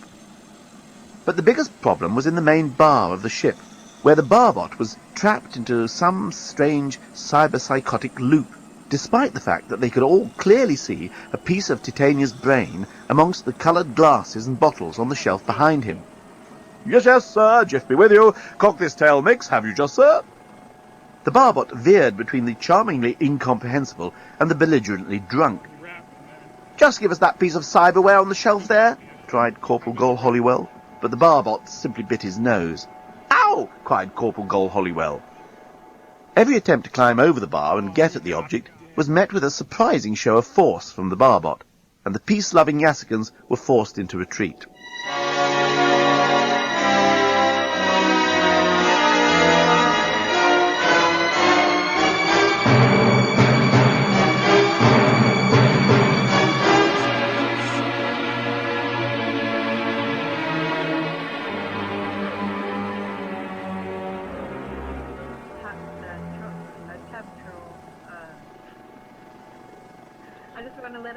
By the time all but one of the missing parts were eventually located, the starship Titanic was within sight of the planet Yassica. Returning home was always the jailer's favourite thing in life. Soon he would have his feet up beside a blazing hearth. A jug of old-fashioned beer would be in his hand, and his family would be running here and there, preparing the evening meal or playing games on the porch in the setting sun. He was therefore whistling a rather jolly tune as he unlocked the cell door and indicated to Dan that he was a free man. Had Dan been more musical, he would have recognized the jailer's tune as none other than Mademoiselle from Armentières, a French tune popular during the First World War. The reason why the jailer came to be whistling it is not unconnected to the smuggling of French champagne to Blerontin via the time warp previously mentioned. For, if the truth were known, the jailer was none other than Corporal Pilliwidley Pillipitit, the notorious smuggler and leader of the infamous Pilliwidley Pillipitit gang, which was one of the unpleasant manifestations of organised crime that had sprung up since the ruin of the Yassican economy. Pilliwidley Pillipitit had disguised himself as an ordinary corporal in the Yassican space fleet in order to reconnoitre the starship Titanic for possible plunder at a later date. But that is another story. The moment he was free, Dan made a beeline for Lucy, who was standing on the captain's bridge with the journalist and Nettie, watching the great globe of the approaching planet through the window. "Lucy," he whispered, "can we go and talk somewhere private?" "Not now," Lucy whispered back. "Look, isn't that the most amazing sight you've ever seen?" "It reminds me of your breasts," murmured the journalist. Dan managed to hold himself back, and instead of nearly killing the journalist on the spot, he grabbed Lucy by the arm and dragged her to the other end of the bridge. "You threw yourself at him. He said you did." Dan was trying to sound more indignant and accusing than plaintive, but it was coming out more like a total and utter whinge. "Dan, it was just a weak moment." "Why, you've never had any weak moments with me in 13 years. "Just what the hell are you talking about, Dan? We have a great sex life, don't we?" Lucy was getting mad at him. "Well, yes, it's just... You're so goddamn jealous. You think I'm screwing every man who finds me attractive." "Oh, no, I never said that." As usual, Dan could feel the conversation spiralling out of his control. As it happened, however, he was rescued from the inevitable dialectical humiliation by a remarkable and dangerous turn of events that was to alter the whole course of this story. Bolfas had been pointing out the continents and countries of Yassica to Nettie. He felt his heart beating fast, partly with the pride he felt in his own world, but more because Nettie had taken hold of his arm and was now beside him, gazing out of the window in wonder and admiration. Bolfas could have practically swooned on the spot. He could smell the scent of that beautiful creature beside him. He could feel the gentle touch of her soft hands upon his arm, and he could feel her heart beating behind her firm breast, close against him. Bolfas hardly knew what he was saying. "And there, dear lady, you can see the ocean of summer plastering. That is the land known as fine pottery. Oh, and over there, dear lady, if you were to turn your eyes, you can see my own country, Carpenter's Island. It is a fine place, peopled by noble craftsmen and technicians of the highest quality. Oh, at least it was before." Bolfas's voice seemed to crack so that Nettie glanced down at him. His rugged features were clouded by a furrow of sadness. "Before what, Captain Bolfas?" Nettie asked softly. "Ah, Nettie, I don't want to burden you with the problems of our world," replied the gallant captain. "I should like to know." Nettie took the captain's hand in hers and stroked it gently, and I think the good captain would have fainted then and there for sheer pleasure, had not a movement around the perimeter of the planet distracted him. "Warden, what's that?" Bolfas had suddenly become tense. The navigational engineer peered into the distant haze around Yasica. He put his binofocals to his eyes, and an involuntary gasp escaped him. "Blerontinians!" Bolfas grabbed the binofocals. Yes, he could see clearly a whole fleet of fighter spaceships with Blerontinian registration plates, but no other markings. They were clearly not official Blerontin space fleet. "Mercenaries," muttered Asmal. "They mean trouble," said Yellin. "Quick," yelled Bolfas, "every man to arms, and turn off the SD feature. We shall shoot real ammunition." There was a buzz amongst the Yasicans as they leapt into action, grabbing weapons and racing to predetermined positions. The idea of firing real ammunition instead of simulated destruction charges was both terrible and exciting. It was one thing to use live ammunition against the outside hull of the starship, but shooting live rounds actually inside the ship would mean damage on a grand scale. There would be an enormous amount of exciting repair work to look forward to. Bolfas's face suddenly darkened, and he turned gravely to Nettie. "Nettie, I am so sorry to do this, and I hope you will be able to forgive me. But I must, regretfully, ask you and your friends to retire to a safe quarter, whilst we are engaged with the enemy." While Bolfas had been saying this, the Blerontinian mercenaries had streaked, at just under light speed, up to the starship, and had now surrounded it. There must have been 50 or 60 craft, a typical ragbag assortment of spaceships converted to military use. Such ad hoc fleets had become a familiar sight in the space skies around this sector of the galaxy, ever since the breakdown of economic cooperation between worlds and the destabilization of the Intergalactic Security Council. Suddenly a harsh voice boomed out over the starship's loudspeaker system. "This is the official space fleet of the Magna Corps Insurance Company of Blerontin. We are acting under license and according to Blerontinian law on behalf of the loss adjusters appointed to liquidate the remaining assets of the Starstruck Construction Company, Starship Titanic Holdings Limited, and Starlight Travel Inc. On behalf of the above-named insurance company, we hereby repossess this starship as lawful property of the said insurance company. Please leave quietly and in an orderly fashion." "Snork piddlers," yelled Bolfas. He knew how to work the voice system, and his voice rang round the mercenary spaceship. "We built this ship. We lavished our care and craftsmanship upon it without stint and without grudge. We bought the finest materials and ran into debt trying to meet the wonderfully high specifications ordered by Mr. Leovinus. We were never paid a penny. Then, when the construction was taken from us, we and our families were faced with poverty and hunger. This ship is ours by every moral right in the galaxy. What is more, we claim it by right of salvage. We found it, and we have brought it back to its rightful place. Go suck yourselves." Even as he spoke, 4 of the mercenary boarding craft were clanged into the side of the starship. Grappling irons were attached to the hull, and the airlocks of the Titanic were broached from the outside. At the same moment, the air around the mercenaries burst into light and smoke and noise as the Yasicans launched a furious counterattack.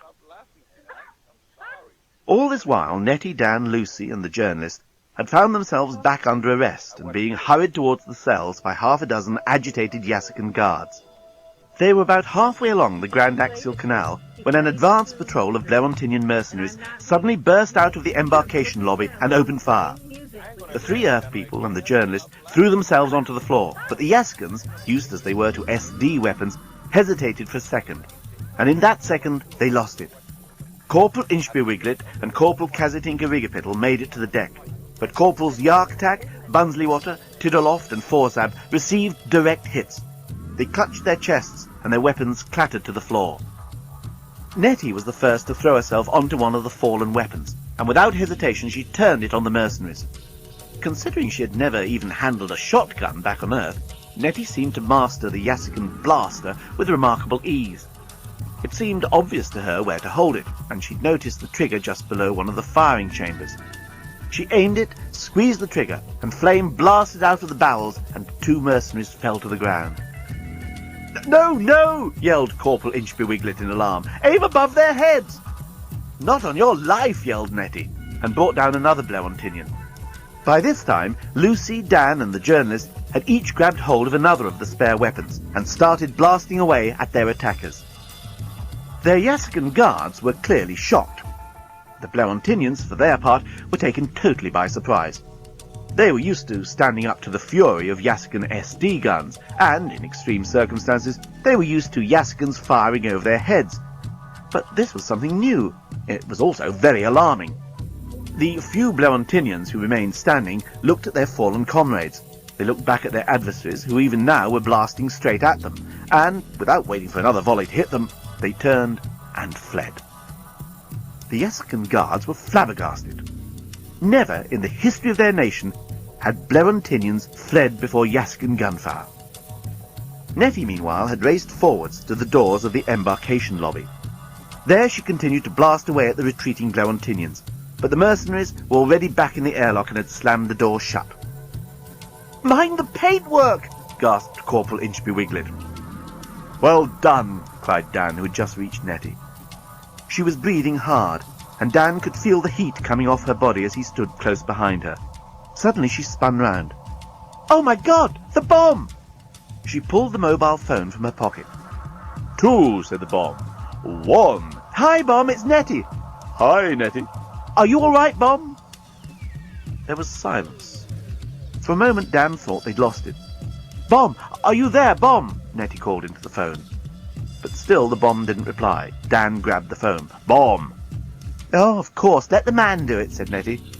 Dan wasn't listening to Nettie. "Bomb, are you there? Speak to me." "I was speaking to Nettie," said the bomb in a sulky voice. "Oh," Dan handed the phone back to Nettie. "Sorry." "This is Nettie." Again the bomb remained silent. "Bomb!" Again silence. "Bomb!" A note of urgency had crept into Nettie's voice. "Speak to me." Then the bomb spoke very quietly. "I'm a mega scuttler." "Is that your name?" asked Nettie. "Yes," said the bomb. "I'm a bomb."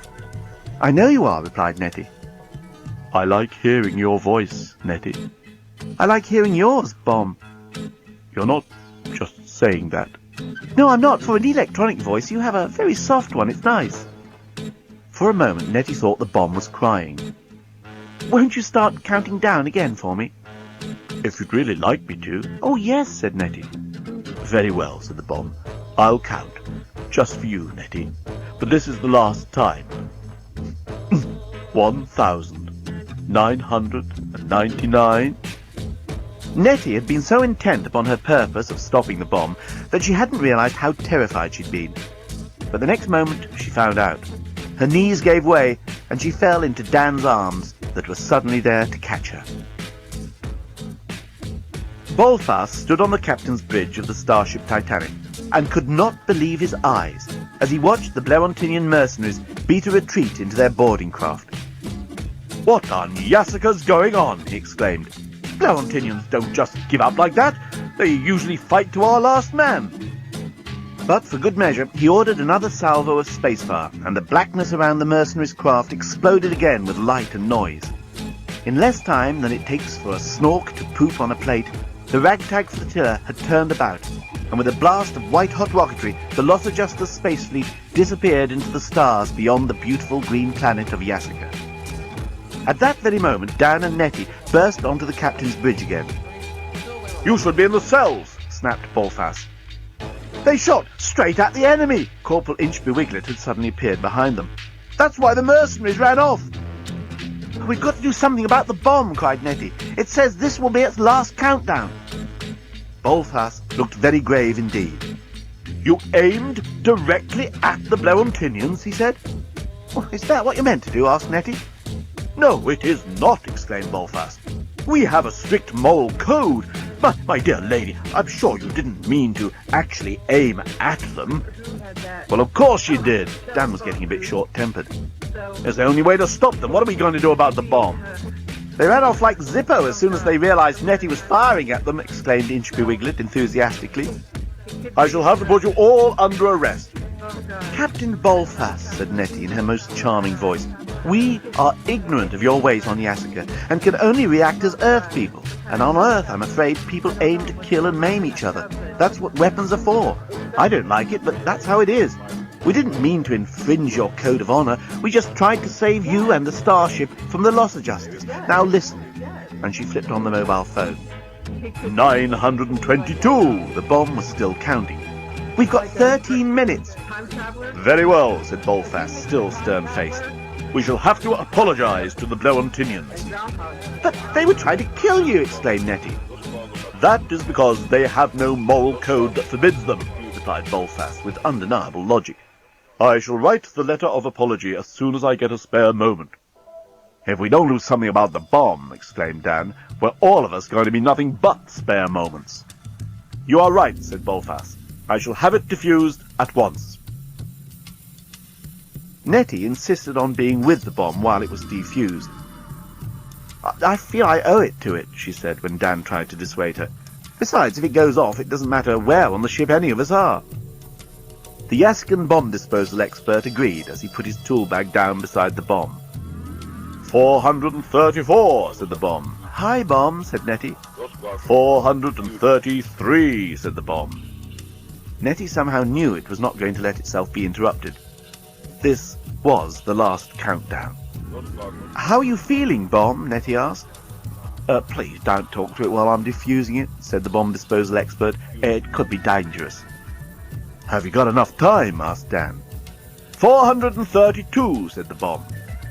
Depends, said the bomb disposal expert, unscrewing a metal plate from the cabinet. If it keeps counting at this speed, I should be okay, but sometimes on the last countdown they can speed up. This is an 8D96 full force Mega Scuttler. If it was an 8G or even a 9A, we'd be fine. They put a servo control mechanism in to stop that problem, but with the 8D, well, you just never know. This seems to be all in order. While he had been talking, the bomb disposal expert had removed the metal plate and exposed a dull red button which read, Defuse the bomb. Fortunately, on the 8D, they still included this automatic diffuser, just to make it simple for us bomb disposal experts. He pressed the button. Immediately, the bomb stopped counting. There was a pause. Then a siren went off. The red button saying, Defuse the bomb, lit up and started flashing, and a glass cover slid across the button, preventing anyone from touching it. Wait a mo, said the bomb disposal expert. This doesn't seem to be quite right. Congratulations, said the bomb. You have successfully defused the 8D96 Full Force Mega Scuttler. The Mega Scuttler, however, is linked into the intelligence cyber system of this starship, and unfortunately, that system is currently incomplete. The bomb has therefore gone into default mode. Please refer to manual. Where's the manual? Asked the bomb disposal expert, his voice betraying an edge of what Nettie, although she desperately tried to find a more comforting word, could only categorize as panic. You're the bomb disposal expert, said Dan helpfully. Meanwhile, Nettie had discovered a small booklet tucked under the bomb cabinet. She riffled through the pages. How to preset the timer for cooking large joints, she read. That's the manual for the gas oven, exclaimed the bomb disposal expert, grabbing it off Nettie and starting to read it avidly.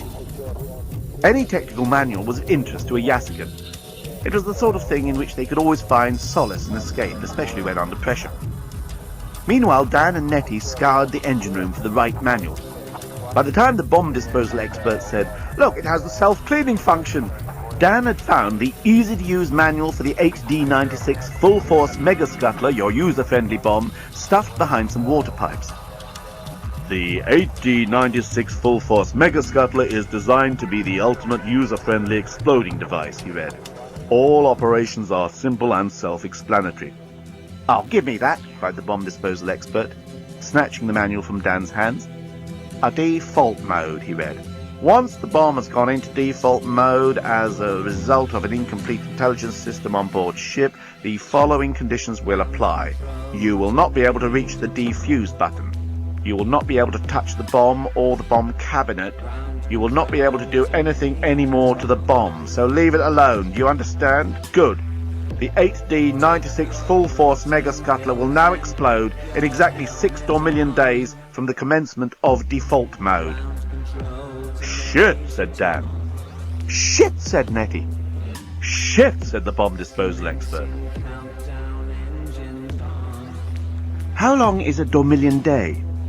It was Nettie who was the first to ask the obvious question. 36 dormillion hours, said the bomb disposal expert. How long's a dormillion hour? Asked Dan. 78 dormillion minutes, said the bomb disposal expert. It's about, well, how can I tell you? There's no point of reference. The three of them thought for some time and were just about to agree that it was impossible to convey any idea of time from one star system to another when Nettie said, "Got it!" Now, I won't tell you how she worked it out, but it was pretty clever. If you can't work it out for yourself, you'll have to write to the publishers of this audiobook for a self-explanatory leaflet entitled How Nettie Worked Out the Length of a Dormillion Day. So, 6 dormillion days must be roughly equivalent to 10 Earth days, said Nettie after a few quick calculations. God, Nettie, said Dan, you're so clever. Why didn't I think of that? The trio had just reported back to the bridge of the starship. How do we get it out of default mode? Bolfas was questioning the bomb disposal expert. Our only hope is to find the missing central core of the ship's intelligence, said the bomb disposal expert. If we can replace that, then I can probably defuse the bomb. Otherwise it'll blow in 6 dormillion days. Bolfas turned to his assembled crew. Men, you hear the seriousness of this situation. Our beloved home of Yasica has been ruined by the construction of this starship and the failure of the Blerontinians to honor their debts. We built in good faith. We put our entire way of life at risk to construct the most fabulous and beautiful starcraft the galaxy has ever seen. The Blerontinians betrayed our trust. The only chance our world has of returning to its former prosperity is by our repossession of the starship Titanic. If it is blown up by this treacherous bomb, the future of our world is grim indeed. Therefore, I command you to search this ship again. I know we have scoured every last inch of it, but that central intelligence core must be on board somewhere, and we must find it. At this moment, a scream was heard over the loudspeaker system.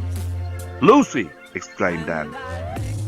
I have to explain what had happened to Lucy and the journalist since the brief exchange of gunfire outside the embarkation lobby.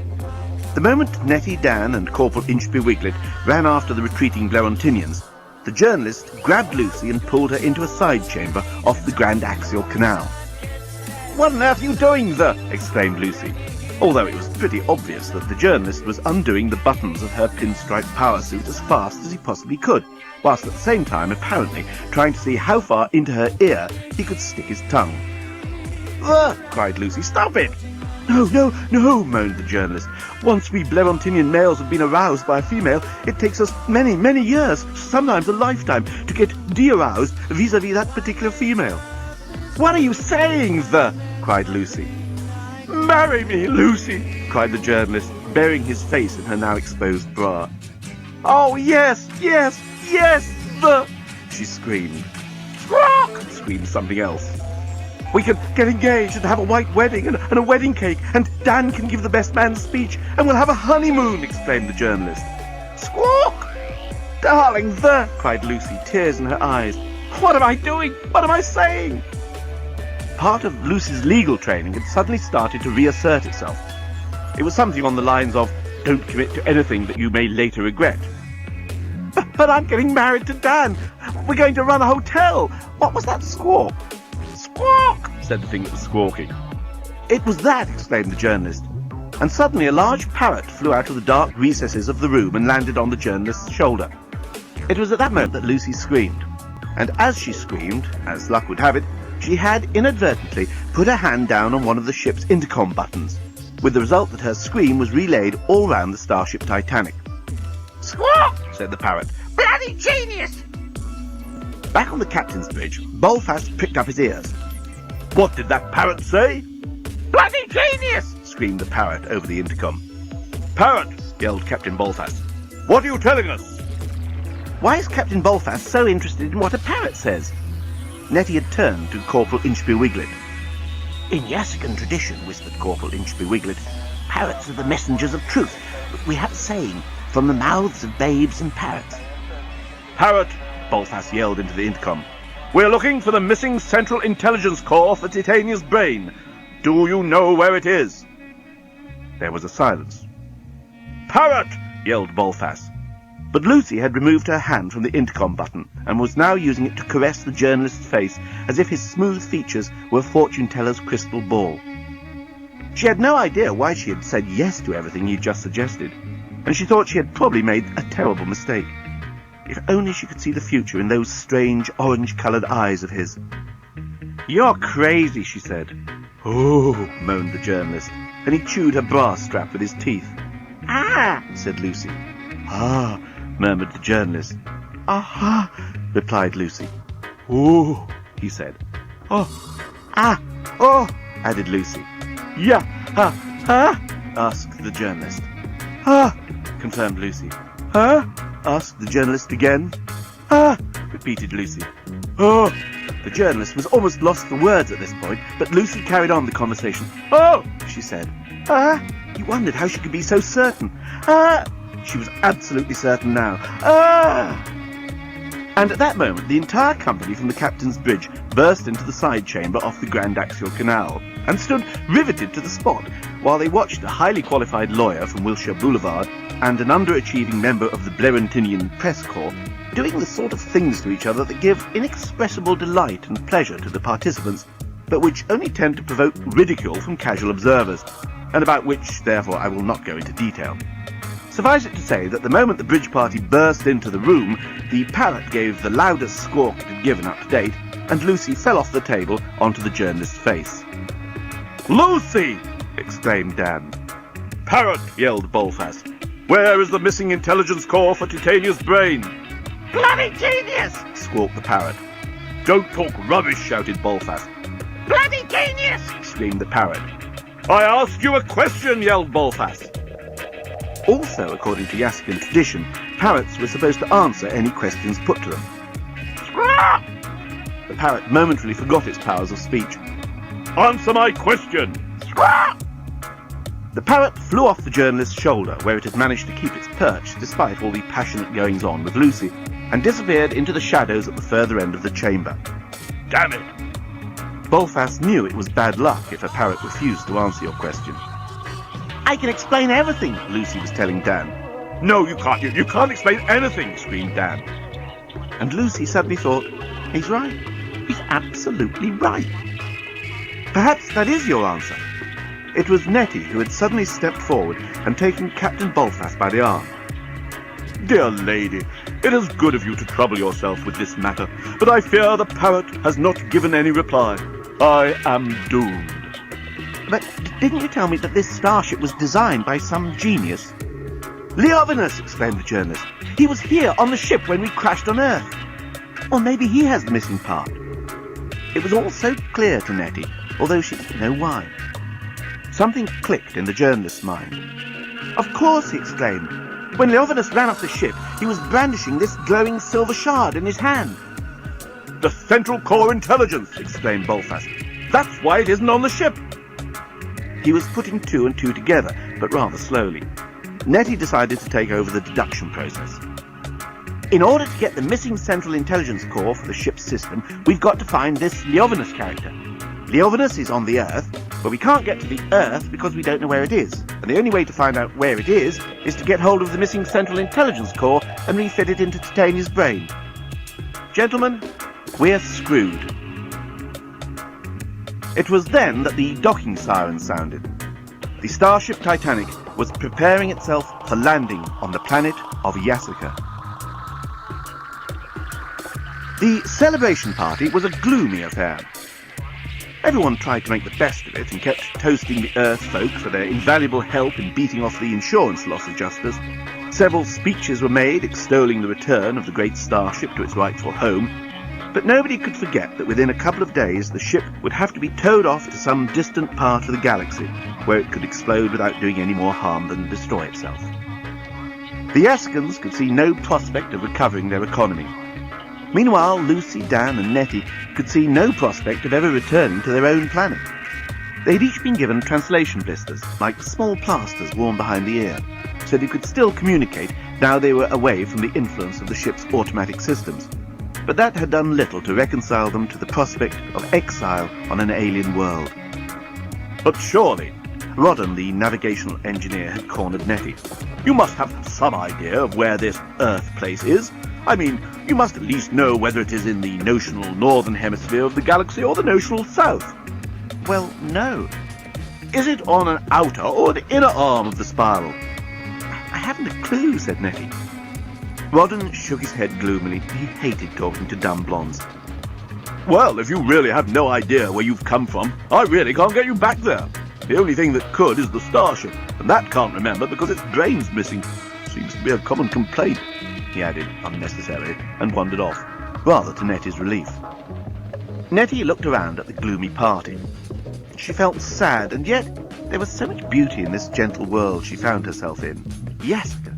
Oh, it's a nice name for a start. And she was sure there were worse places. Slough, New Malden, Basingstoke. Nettie found herself split in two. One part of her was saying, "Come on, make the best of it. This is home from now on." And the other half was telling her not to give up, that somehow, deep down inside her, she was convinced that she would be able to get them all back to Earth. Nettie felt a bit foolish for feeling so convinced of her own ability, but there it was. She just couldn't shake the feeling off, though she had no idea why she had it. In the meantime, she tried to enjoy the sad celebration. The very smell of the snork roasting over open fires seemed sad, as it wafted under the gloomy Yassican pines, and then mingled with the softer, sadder scents of the night jasmine and the weeping oleanders that crowded Corporal Gulholliwell's garden. The Yassicans took it in turn to host important national events, and it just happened to be Corporal Gulholliwell's turn. He had provided 7 snorks for roasting, plates of fish and fruit, and fresh vegetables from his garden. Unlike the Blewantinians, the Yassicans took no interest in canapes, and preferred good plain food, washed down with plenty of Yassican ale and sweet potato wine. The journalist gloomily thought it all pretty poor fare, but he tried to hide his contempt for the lack of fish paste, tiny chicken vol au vents, and cocktail sausages on sticks. But no matter how much Nettie complimented him on his crackling, Corporal Gulholliwell refused to emerge from his gloom. In the old days, he explained to Nettie, we would have roasted 70 snorks. I would have been able to provide so much fish we could have filled the ocean of summer plastering. And all the beer and wine, well, it would have flowed from those fountains you see over there in the centre of the garden. Oh, these are thin times indeed for Yassica. And he gloomily stared into the empty ale mug he held in his hands. Captain Bolfast was also gloomy.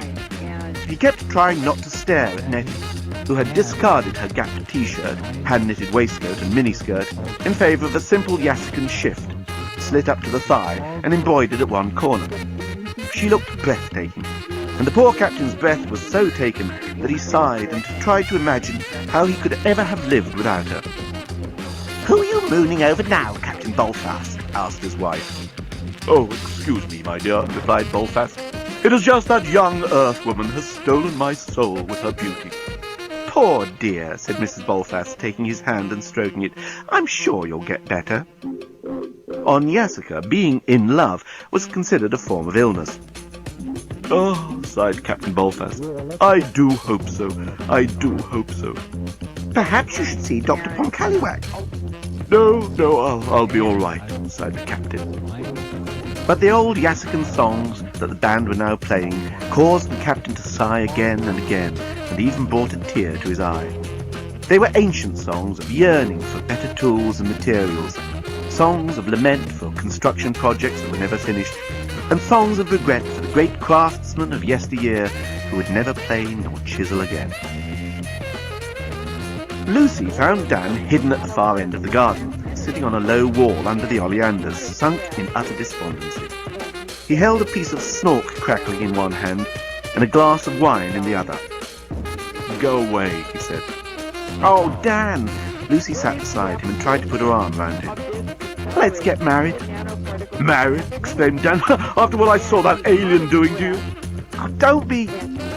Well, Lucy wasn't quite sure what she was telling Dan not to be. Foolish, jealous, sulky.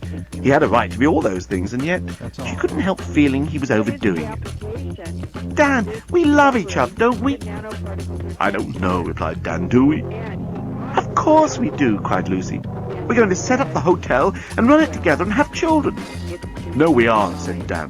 "We can't get back to Earth, and even if we could, the hotel's a pile of rubble." "But we've got the money from Top 10 Travel." "But that doesn't mean we love each other." "But we do, we've been together all this time." Dan stared gloomily at the piece of snork crackling in his hand. Finally he looked at Lucy and said, "Here comes Nettie." Nettie had been looking for Lucy and Dan all over the garden. "May I join the funeral?" she said. Dan nodded, and Nettie sat down on the other side of him. Lucy took her hand away from Dan's. "So," Nettie began, "I suppose this is going to be home from now on." "You look as though you've made yourself at home already," remarked Lucy, who was still wearing her Earth clothes. "I thought I might as well start getting into the role," laughed Nettie. "That is so sensible," said Dan, to Lucy's intense annoyance. "Look, I don't want to break you two up," said Nettie, even more to Lucy's intense annoyance, "but I've got something to tell you, something I think you ought to know." Nettie didn't quite know where to begin. "It's about the rectory, your hotel." "It's sad to think we'll never be able to run it after all, Nettie." Dan sighed into his wine. "You were never going to be able to run it," replied Nettie. "What do you mean?" Lucy was immediately on the defensive. What was Nettie implying? That they were incompetent or something? "I don't know whether I should tell you this now. Maybe it's pointless. But on the other hand, maybe it'll make you feel better." "What?" demanded Lucy. She had stood up and folded her arms in her best courtroom "how do you dare propose that" posture. "Well," said Nettie, "Nigel was a shit, we all know that." "He was my best friend," exclaimed Dan. "Yes, sure," replied Nettie, "but he was a shit." "Well, you certainly let him treat you like shit," retorted Lucy. "So that's my problem," replied Nettie. "I'm crazy. But that doesn't mean I'm stupid. And although Nigel never discussed any of his business with me, I can tell you he didn't sell Top 10 Travel for anything like the amount he told you he had. That's why you could never get the documentation off him. He actually sold it for peanuts. You'd never have been able to pay off the rectory, let alone set up the hotel." There was a brief silence that seemed to get up, stretch its legs, and then wander off into the night. "Huh," retorted Lucy eventually. "That doesn't surprise me one little bit." "Well, it sure surprises me," exclaimed Dan. "How do you know this, Nettie?" He felt incredibly indignant. Probably indignant at Nigel, but for the moment he was content to be indignant with the messenger. "Oh, he was so sloppy. He used to just leave documents lying around. I guess he never bothered to talk to me enough to find out that I was bright enough to see what he was up to. I kept trying to tell you, but we never met except with Nigel in tow. It was awful. I could see you heading for disaster." "That bastard!" cried Lucy, striding around beneath the oleanders. "If we ever get back to Earth, I'm going to tear his balls off." "Well, that's one threat he doesn't have to worry about," sighed Dan, his depression deepening by the second. Suddenly he felt Nettie's hand on his arm. He turned and looked directly into her eyes and felt his stomach give way. A wave of wonderful helplessness swept over him as he felt her eyes falling into his. And yet she was saying something else. Dan couldn't make out what it was that Nettie was saying. He was so overcome with her proximity and the way her breasts showed through the translucent muslin of her Yassican shift. The next moment, before he had regained his senses, she had rushed off in some excitement. Dan turned to Lucy. "What did she just say?" he managed to ask. "She just said, 'Wait a minute, I've got it. I've got the answer. I knew I would,'" replied Lucy. "Oh," said Dan. There was a silence, and then he added, "I'm sorry about the hotel. I know how much it meant to you." Lucy looked at him in some surprise. "I was more worried for you. I know you'd staked everything on it." Dan frowned and took a little swig of his wine. That's why I went along with it, continued Lucy. I never really liked that rectory. I just couldn't bear for you to be disappointed. Dan took another little swig of his wine. Then he did something that was so uncharacteristic that it made Lucy jump out of her skin. He threw his glass against one of the oleanders, and it shattered into tiny pieces. "Well," he said, "in that case, I guess we've both been fooling ourselves and each other for a long time. I was only so keen because I thought you were." Lucy was playing with one of the buttons that had come off her pinstripe power suit during her earlier encounter with the journalist. "Maybe that says it all, Dan. Maybe that says it all."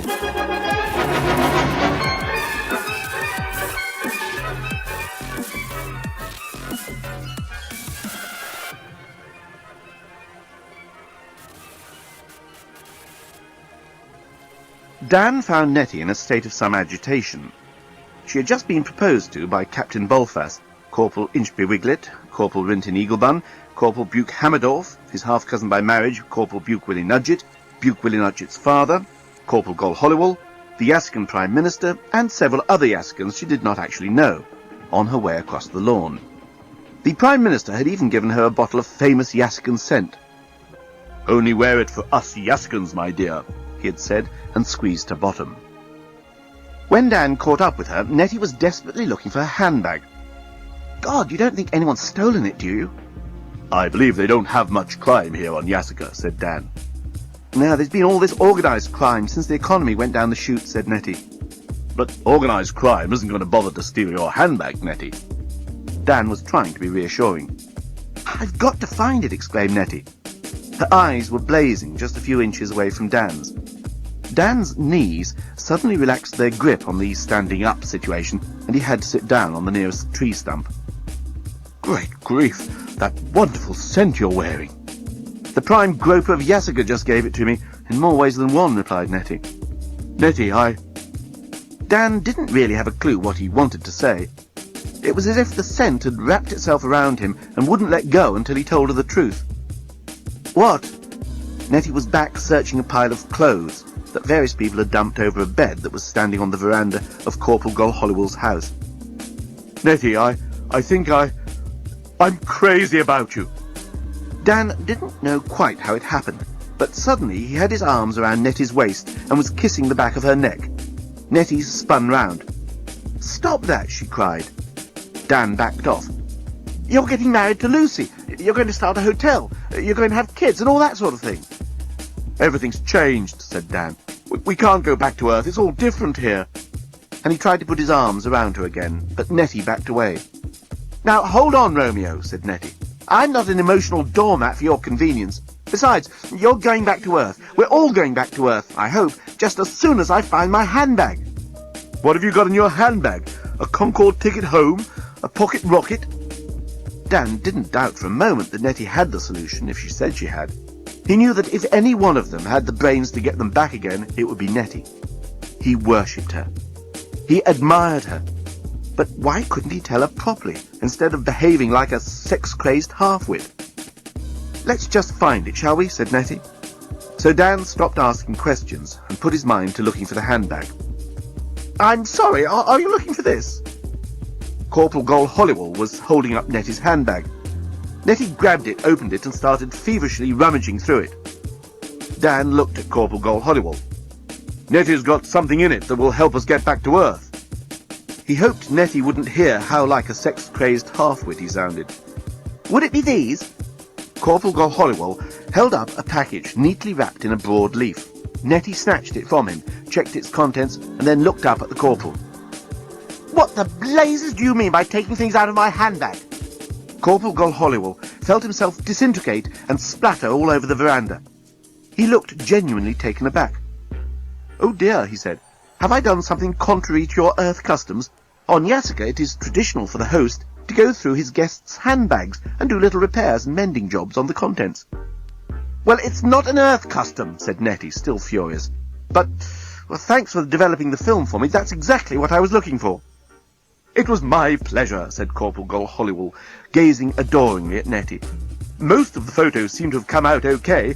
I also re-electroplated your nail scissors, restored several missing teeth to your comb, and resilvered your little mirror." Why, thank you so much, Corporal. Nettie had regained her composure and was searching through the photographs that Gol Holliwell had developed. Then suddenly she found what she was looking for. Here, look, Dan, it's the rectory. They came out. Those long exposures I took, they came out! Dan felt he was a bit out of his depth, but he just said without enthusiasm, "Oh, good, it'll be nice to have a souvenir." Nettie, however, had already spun round and run off towards a group of Yassicans who were talking gloomily over the roasting snork. "Rodden!" Nettie called out, and the navigational officer turned around. "Rodden, I've got it! You can get us back to Earth!" Nettie thrust two of the photographs into his hands. He took them unwillingly, not wishing to get involved in any fantasy that this alien female may have concocted. "Well," cried Nettie, hardly able to contain her excitement, "look at them! What do you see?" Rodden reluctantly looked down at the photos in his hand and studied them. "It's a house on Earth, I assume," he said slowly. "A former rectory, by the look of it, with planning permission for commercial use." "That's amazing!" exclaimed Nettie. "How do you know all that?" The navigational officer smiled smugly as he took off his translator specs and said, "It's written on the estate agent's board." He loved baffling beautiful but not too bright females. "Oh, right.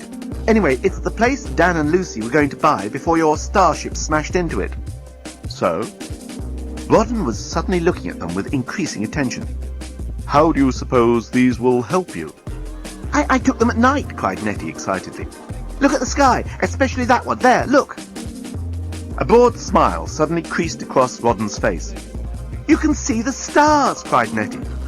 "My dear young woman," said Rodden, "you must forgive me for underestimating your—" "Easy over on the flattery," replied Nettie. "I don't mind what you thought. The main thing is, can you get any coordinates on those star patterns that will show where Earth is? Are there enough stars in the shot?" Rodden was silent for some time. Nettie watched him anxiously, and suddenly Dan, who had just joined them, found Nettie's hand in his, and she was squeezing it. Rodden stared and stared at the photo. Finally he looked up. "Theoretically," he said, "it should be a simple question of three-dimensional geometry. There is only one place in the galaxy in which the stars will appear in that exact configuration, but I'm not sure this photo will provide enough information." The Earth folks' hearts sank. The navigational officer was clearly trying to let them down gently. Nettie cursed herself. She had allowed her hopes to get too high. She was always doing that, especially with her men. "But," the navigational officer was continuing, "I think I could enhance the image. Do you have the negative?" "It's here," shouted Corporal Gol Holliwell. "Then let's see what we can do," said Rodden. And with that, the party suddenly started to seem more cheerful for everybody concerned. It took 2 million days to run the enhanced photos of the night sky on Earth through the great astronomical computer at the University of Yassakanda. The computer went through 15,500,000,000,7,469 different comparisons before it finally came up with a star configuration that matched. It was on an outer spiral arm of the galaxy in a sector that, quite frankly, had always been assumed to be uninhabitable. "Alas," said Rodden, the navigational officer, "it will take a long time to reach such a distant place." Nettie still had hold of Dan's hand. It seemed to Dan that she had permanently held onto his hand since that first discovery of the photos. Of course, she hadn't, but it was just that Dan only counted himself alive at those moments when she had. But he daren't say anything more to her. He would never use her as an emotional doormat. She could be sure of that. "We've only got 4 more million days before the bomb goes off," Nettie said. "How long will it take us to get to Earth?" Rodden paused before he spoke. He wanted to be exact. He didn't want to raise forlorn hopes in anyone, least of all himself. Finally he said, "To get to such a remote location would take 3 million weeks at best." Nettie leaned her head against Dan's shoulder and burst into tears. It was just too much. The thin edge of hope upon which she had been balancing for the last 2 days had suddenly given way. Dan put his arm around her and felt the softness of her shoulders. "Nettie," he said, "you'll be all right. You'll make a life here. Yassaka is beautiful." "As beautiful as you," he wanted to add, but thought better of it. Nettie, meanwhile, held on to Dan's arm as if it were her lifebelt. "However," continued Rodden, "the starship Titanic is propelled by a totally new and immeasurably more powerful drive. Judging by the time that elapsed on Earth and the time when we picked you up, I would say the starship must be capable of reaching the Earth in perhaps 3 million days. Was it good news or bad news? 3 million days. That would give them barely 1 day on Earth to find Leovinus, and then, assuming he still had it in his possession, get the missing Central Intelligence Core back into Titania's brain. The only thing that was certain was that they must start now. The first problem, however, was to find Lucy. After her last conversation with Dan, Lucy had been considering her life. She had slipped into a silky Yasikan shift and gone for a long walk along the beach at Yasakanda. The red waves beating on the blue shore made the same reassuring sounds that the waves made back home in Topanga. But somehow the comfort it brought her didn't make her long for home. Something had changed inside her. Something had died. Something had grown. Lucy was just trying to decide what it was when Nettie found her. "Lucy, they've got the coordinates of Earth. We're going home, but we've got to hurry." Nettie had never been one to beat about the bush. "By the way, you look great in that." "Thanks, but..." Lucy was gazing out across the unfamiliar seascape. "I'm going to stay here," she said. "What on earth are you talking about?" exclaimed Nettie. "We can go home." I don't know where my home is anymore," said Lucy. "LA? London? Oxfordshire? I used to think it was anywhere Dan was, but now..." "What's the matter between you and Dan?" Nettie was genuinely concerned for them, and had been ever since Dan's inexplicable behaviour when she'd been looking for her handbag. "Neither of us wanted the rectory." Lucy turned and looked at Nettie for the first time. "What?" exclaimed Nettie. "It's as simple as that. We must have been fooling each other for years, about all sorts of things. You know, I was originally in love with Nigel." Lucy was letting the sea wash around her bare feet. "Till you realised what a shit he was?" asked Nettie. "Not quite. It was more like... how can I describe it? Nigel was English, different, exciting. He made me feel all goose pimples inside. It was unsettling. Whereas Dan I could understand. Dan was familiar territory, where I knew where I was." "Oh, but Dan's gorgeous," exclaimed Nettie. "He's so exciting, so different from the rest of them, from creeps like Nigel." Lucy looked at Nettie in frank surprise. "Oh, I'm sorry," Nettie continued. I shouldn't talk about Dan like that. I didn't mean anything. Anyway, we've got to hurry." "Hurry away. Run off. I've always done that, Nettie. I've wrapped my emotions up in a nice, smart, pinstriped suit and then walked away from them. Well, I'm not doing it any longer." "But Dan needs you, Lucy. You're a great team." "That's what we kept telling each other. We told each other that over and over again until we believed it. But all I know is that I'm a different woman from the woman I've been pretending to be." "Lucy!" Lucy and Nettie spun round. They hadn't heard anyone approaching. "Lucy, the starship's about to take off for Earth!" It was the journalist, shouting from the breakwater. "We've only got a few minutes to make it." "We?" murmured Lucy. "Of course," exclaimed the journalist. "You don't think I'd let you go back on your own? Not now you've said you'll marry me." "But I'll stay with you here if you want me to." Lucy had run up to him and was kissing him. Said the journalist. "I've got to see this thing through to the end." And suddenly the three of them were racing along the sands towards the spaceport. The journey back to Earth in the starship Titanic was pretty uneventful for the first 117 million miles. The deskbot was just as snooty as always, but since Lucy, Nettie, Dan and the journalist were travelling first class, VIP status, all the other bots were unbelievably obsequious. The lift bots gave Dan a surprising account of the Dunkirk evacuation, which made it sound like a great victory for the Allied forces. And the desk bot asked for Nettie's autograph. Nobody was quite sure why, until they overheard the desk bot whisper to one of the door bots, "That's Gloria Stanley, the actress, you know." But otherwise, routine life aboard the ship ticked on. Captain Bolfas put a brave face on his hopeless passion for Nettie, and yet, as he told his wife, it had at least given some purpose to his old age, even if that purpose were just to get over it. Nettie, for her part, was mainly concerned for Dan. He seemed to be taking his separation from Lucy and her wild affair with the journalist rather badly. He mostly kept to his cabin, and when he ate with them, he was generally silent and morose. Poor Dan, Nettie thought to herself. He must be going through hell. After all, he and Lucy have been so close for all those years. Now to see her so besotted with another man, and an alien at that. Lucy and the journalist also mostly kept to their cabin, but judging from the sounds emanating from behind their closed door, they were not brooding about anything. It sounded as if they might have been playing polo or doing a bit of water skiing, all mixed in with some pretty serious weightlifting. All in all, it was lucky the staterooms on either side were empty. Even as it was, several pictures fell off the adjoining walls, and a stand bearing a pot of Yassican lilies mysteriously toppled over. On the third day, the great starship moved into the region of space beyond Proxima Centauri. "We should locate your star any minute." "Well, what do you call it?" asked Captain Bolfas. "The Sun," said Nettie. "What a beautiful name," said the gallant captain, gazing at Nettie's exquisite profile. Nettie nodded. "It's a beautiful thing." Agreed the captain dreamily. "Do you recognize any of the star patterns yet?" asked the navigational officer anxiously.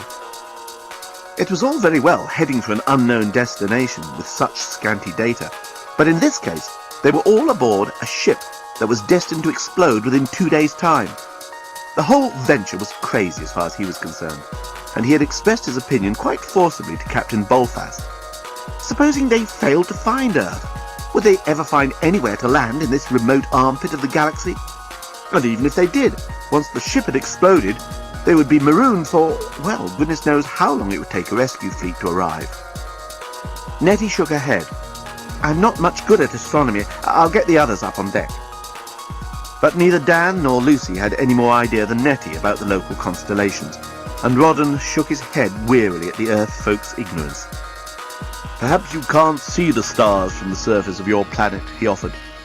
But they had to admit they could, and felt twice as stupid. But worse was to come. "Look," Rawdon suddenly exclaimed. "Do you see that star there? That must be your sun." And so it proved to be. Within the hour, the starship was slowing down, and they could clearly see the sun as a tiny disk. "And so, which of its planets is the Earth?" It was a simple question Rawdon had asked, but it threw the three Earth folk into utter confusion. "I think it's the fourth planet from the sun," ventured Dan. "Or is it the third?" asked Nettie. "It's the second," said Lucy. The navigational officer had to excuse himself at this point. He left the bridge and locked himself in the washroom, where he proceeded to bang his head against the sink unit for several minutes. How could any living creatures be so utterly and abysmally ignorant of their own planet? "Look," said Dan, "on the outside Pluto, right?" "Yes." "Neptune, Saturn, or is it Jupiter next?" "Saturn," said Nettie. "Saturn, Jupiter, Mars, Earth. So it's the sixth planet in." "Very good," exclaimed Captain Bolfas. "Then we are approaching it at this very moment. Stand by to fire retardation rockets and stabilize ship for slowdown. Orbit around Earth to be established in 35 Edo's time. Landing by small landing craft." By the time the navigational officer came out of the washroom, the starship Titanic was in orbit around Earth.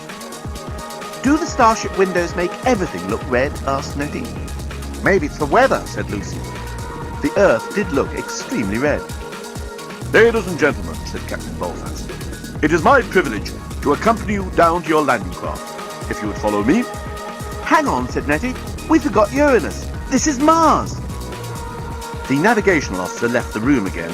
He could feel one of those terrible Yassican rages overtaking him. In the washroom, he got out his SD gun and blew his own head off, after which he calmed down and returned to the bridge. By this time, they were approaching a blue planet, patched with brown and flecked with white worlds. It was definitely Earth. Even old Rawdon couldn't help feeling sympathetically towards the three Earth folk as he saw their spirits rise and their hearts beat with pride and wonder at this vision of the planet that had given them birth. As they assembled in the tiny landing spacecraft, Bolfas spoke briefly and unemotionally. "We have been assuming we have exactly 1 day in which to find Leovinus, and hopefully the Titanic's missing central intelligence core, and get it back to the ship and into Titania's brain. But we have less than that. I did not mention this before, but I have to now.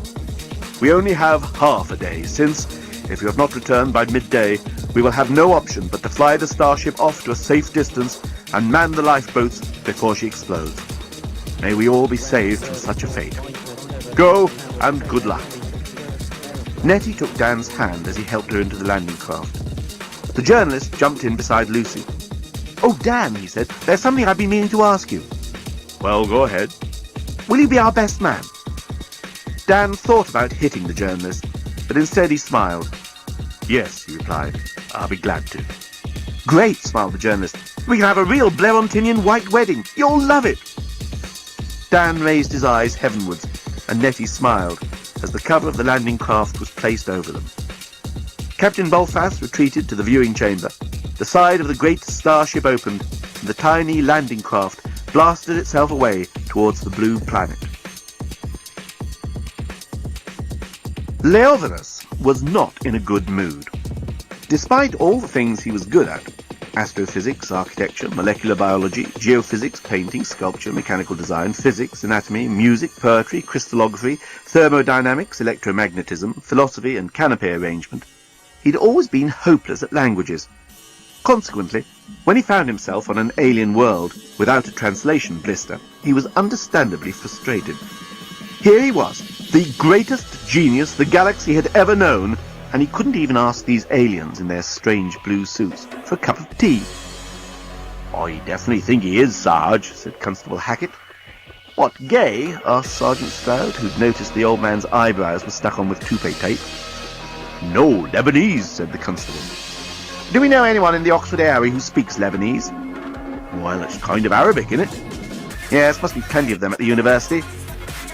And so a call was made, and Leovinus shortly found himself confronted by a large man with a nose the shape of Africa, who told him in Arabic that his name was Professor Dancer, but to no avail. Leovinus was beginning to lose his temper by now.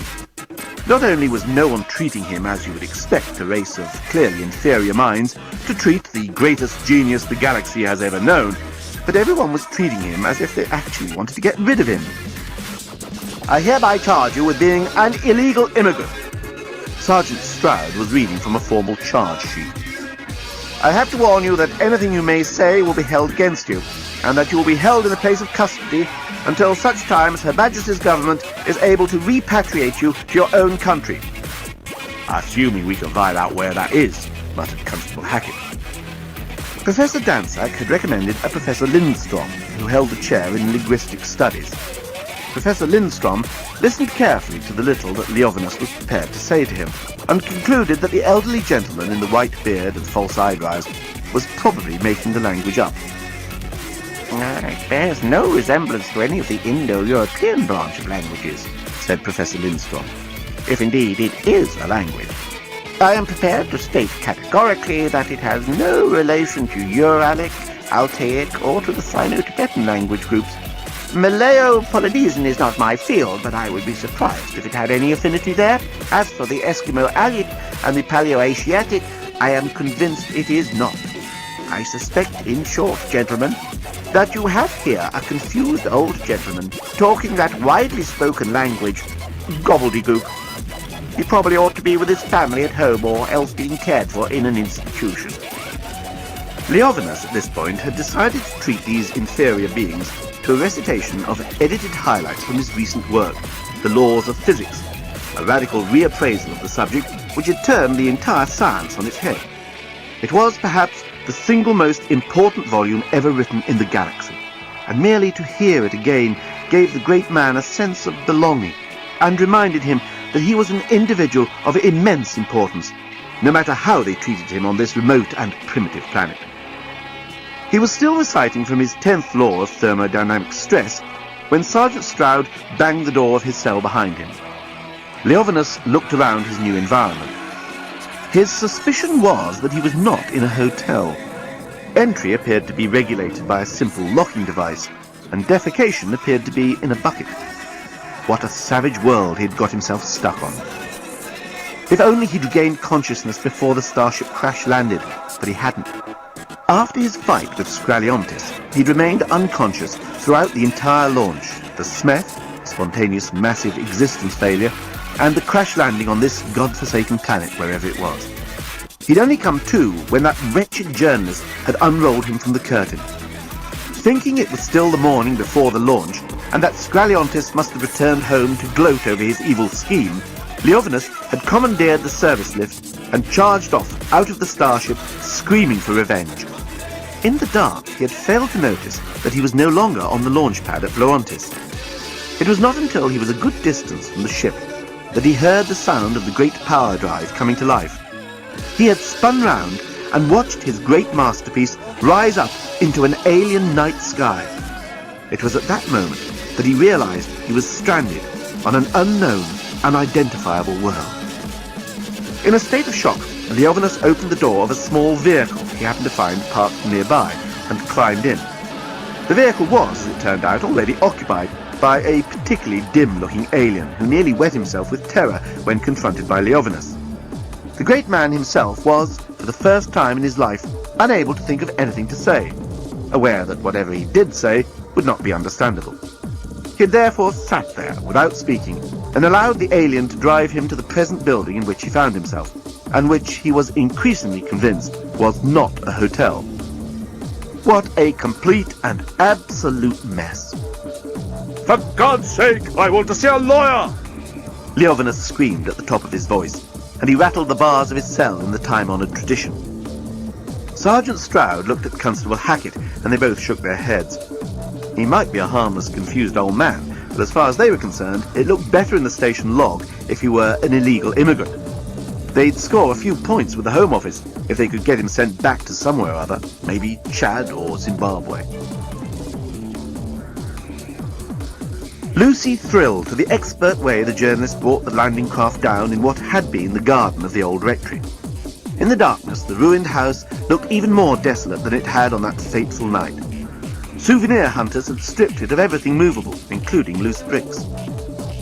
The plan was to try and pick up Leovinus's trail, starting from the crash site. There was also the possibility that he might be still hanging around, hoping the starship would return. It was not a bad plan as such, but as Dan jumped out of the landing craft, a loudspeaker crackled across the old rectory lawns, and a blinding searchlight hit him full in the face. Put your hands above your heads. Do not make any sudden movements. You are surrounded by armed police. They had not reckoned on the Oxfordshire Constabulary, who, flushed with their recent success in capturing an illegal immigrant, had set up a permanent watch around the landing site. Dan instinctively did all the things the megaphone had told him not to do. He didn't put his hands above his head. He leapt very suddenly back into the landing craft and screamed, "Hit it!" The journalist fired the engine, and the small craft leapt into the air as a hail of gunfire exploded across the lawn. In a few seconds, the spacecraft had disappeared into the night, and the Oxfordshire police were left staring at the empty sward. "Calm down, everyone!" Nettie had taken over, although Lucy was contributing the most volubly to the discussion. "Ah! Ah!" She was choosing her words carefully. The journalist was concentrating on controlling the craft. Dan was shaking. "Okay," continued Nettie. "We've got 12 hours to find Leovinus. Our two chances are, 1, picking up his trail around here, and 2, Nigel." Nigel? Dan's hackles were up. Could this wonderful woman still be thinking about that schmuck? "He's the one person we know was here at the site when Leovinus walked off the ship. He may have seen him, may even know where he is." "Nettie, you're a genius," said Dan. "Ah! Oh!" Lucy added. "I suggest you and Lucy investigate around here, while the here drives me to London to find Nigel." Nettie had it all worked out. Within a few minutes, the landing craft had deposited Dan and Lucy in a quiet back lane near the hotel where they had been staying, and in another minute, Nettie and the journalist were heading for the M40.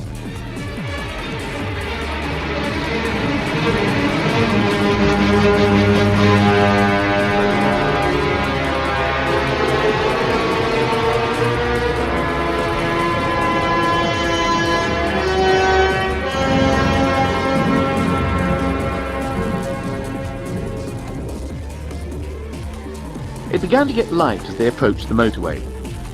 "We don't want the police picking us up," Nettie was thinking aloud. "We'd better pretend we're an ordinary car. A Japanese copy of something Italian, maybe. Can you drive this thing just a few inches above the ground?" "Absolutely," said the journalist, and he swung the craft down onto the empty B road. It took him a few moments to pick up the knack of keeping it steady at such a low altitude, but he was getting it. "And you'd better cut the speed down just a tad, sir," said Nettie. 180 miles an hour is a little fast for these bends. By the time they swung out into the fast lane of the M40, The journalist had managed to get the craft down to a mere 80 miles an hour, and was giving a pretty good impression of a perfectly ordinary, if flamboyantly designed, motor car. Nettie just hoped nobody would notice their lack of wheels. Being the rush hour, most drivers weren't looking where they were going, as they crawled their way towards central London. The finest jam, however, was reserved for the picturesque stretch after the Uxbridge turn-off. There was road construction, and the rush hour simply ground to a deadening halt. "Purple pangolin!" exclaimed the journalist. "What sort of a transportation system do you call this? The more popular it is, the slower it goes. What genius worked this out?" He was really quite indignant. "Well, it's inevitable, isn't it?" Nettie found herself being surprisingly defensive of her planet's right to have traffic jams. "Of course it isn't," exploded the journalist. "You have to devise a system that goes faster the more popular it is, so it can cope. It's perfectly obvious." Nettie was drumming her fingers on the dashboard of the landing craft and smiling at anyone who happened to give them an odd look. Smiling was always the best way to make them look away. She was also glancing with increasing frequency at her watch. Time was running out. The jam moved an inch nearer London. "I mean, a transportation system with an average speed of just above stationary is not really a transportation system at all." The journalist was raving by now. "It's more like a storage system." "Okay, let's do it." Nettie suddenly sounded decisive. "I've always fantasized about this." "What?" "Take her up. Nobody's watching." And sure enough, when the journalist gunned the spacecraft up into the air and sped over the heads of the preceding traffic, nobody seemed to notice. He set the craft down again in an open space on the other side of the jam. The driver of the car they landed in front of was not a happily married man. He had been mulling over what would happen if his wife never returned from the skiing holiday she was currently enjoying. Perhaps she would run off with the instructor and breed alpine sheep and serve English teas to walkers in the summer. But then there were the children. He'd have to get them to school every day on his own, and he wouldn't be able to stay at the office after hours to chat up that new secretary. At this moment, a sporty-looking car suddenly appeared in front of him. "Jesus!" he exclaimed, swerving involuntarily. "I didn't even notice it overtaking. God, the speed some people drive at." It was only as the sporty car sped away in the fast lane that he noticed it didn't seem to have any wheels. "Concentrate," he told himself, "otherwise you start seeing things." Another jam brought them to a resounding halt just as they reached the Westway overpass. "Oh no," groaned Nettie. "We used to have problems like this on Belarontin," observed the journalist, "several million years ago, before intelligent life developed." "Oh, shut up," said Nettie. She couldn't bear self-satisfied aliens who couldn't see any of the good things about Earth. "This is hopeless. We've only got 9 hours left." "Where have we got to get to?" "The Earl's Court Road," Nettie replied. "Shall we take the shortcut?" asked the journalist. Nettie looked around. There were no police cars as far as she could see, and the woman in the car behind was painting her fingernails. "Go for it," she said, and the craft left the overpass to the amazement of a couple of small children who were on their way to school. "Look, Mummy, that car's flying!" "Well, I never, dear," said their mother, without taking her eyes off the Hello magazine she was reading. "Whatever will we see next?" Nettie and the journalist swooped low over Notting Hill and effected a landing on the south side of Holland Park. Here they waited their moment, hopped over a closed gate, and filtered into the one-way system around Earl's Court. 8:30, said Nettie, leaping out of the car. "You stay here. If I know that sleazeball Nigel, he'll still be in bed." She used her key to get in, and was soon racing up the stairs to Nigel's flat. She let herself in, and immediately fell over a broken ironing board that was lying across the doorway. "Who's that?" called a voice from the bedroom. "It's me," yelled Nettie, picking herself up and striding into the bedroom. The young girl, with whom Nigel was currently in Congress, tried to pretend she was merely sitting astride a pile of old laundry. "Shit, Nettie!" exclaimed Nigel, making an effort to disguise himself as the pile of old laundry in question by pulling all the sheets around himself.